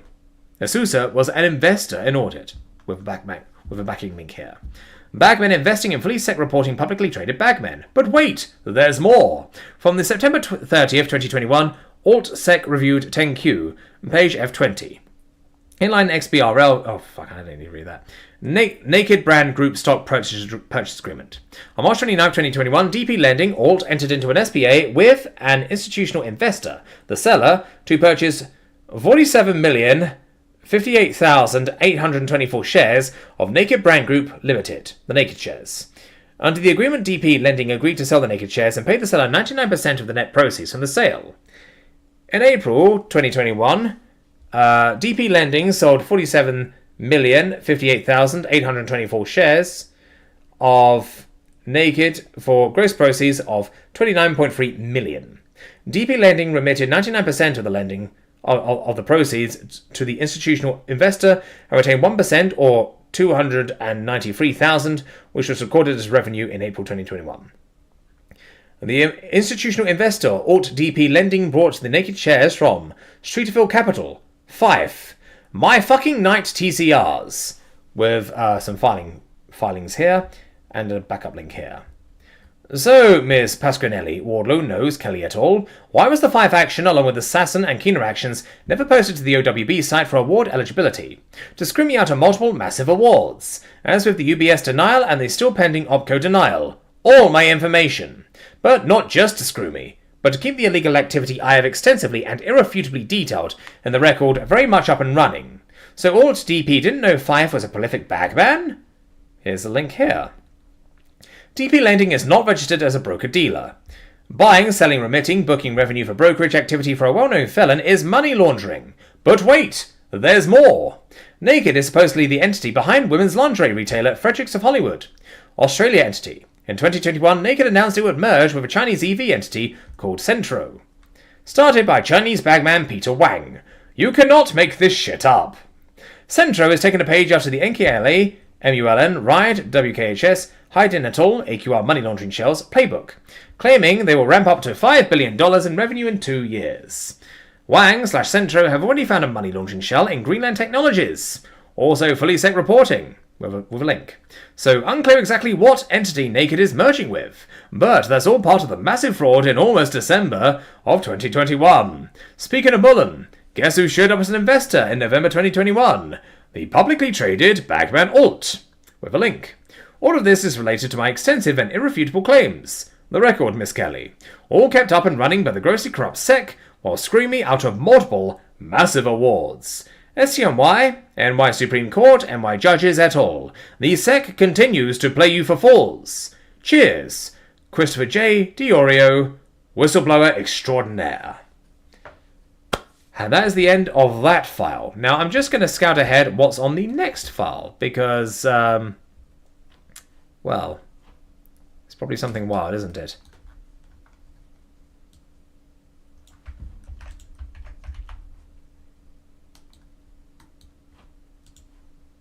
Yes, I'm of age. Yes, I'm of age. And these are links involving different people, so I can move away from that. Now, how many people have we got here? Well, we don't have that many people. I think I'm just going to stop the stream here. I think if I had double digits, I feel it would be worthwhile just redirecting it to somebody else and giving somebody a boost in views. But no, the Epstein Files, I'm aware, is not too much of a draw. But I still think it's important work, and over time, people will be able to reference this in audio format. So I'm carrying on for now. Anyways, ladies and gents, goddamn, I need to chill and relax. I need a good cup of tea after that. But we got some more stuff done. Anyways, I'll see you guys next time. Good night.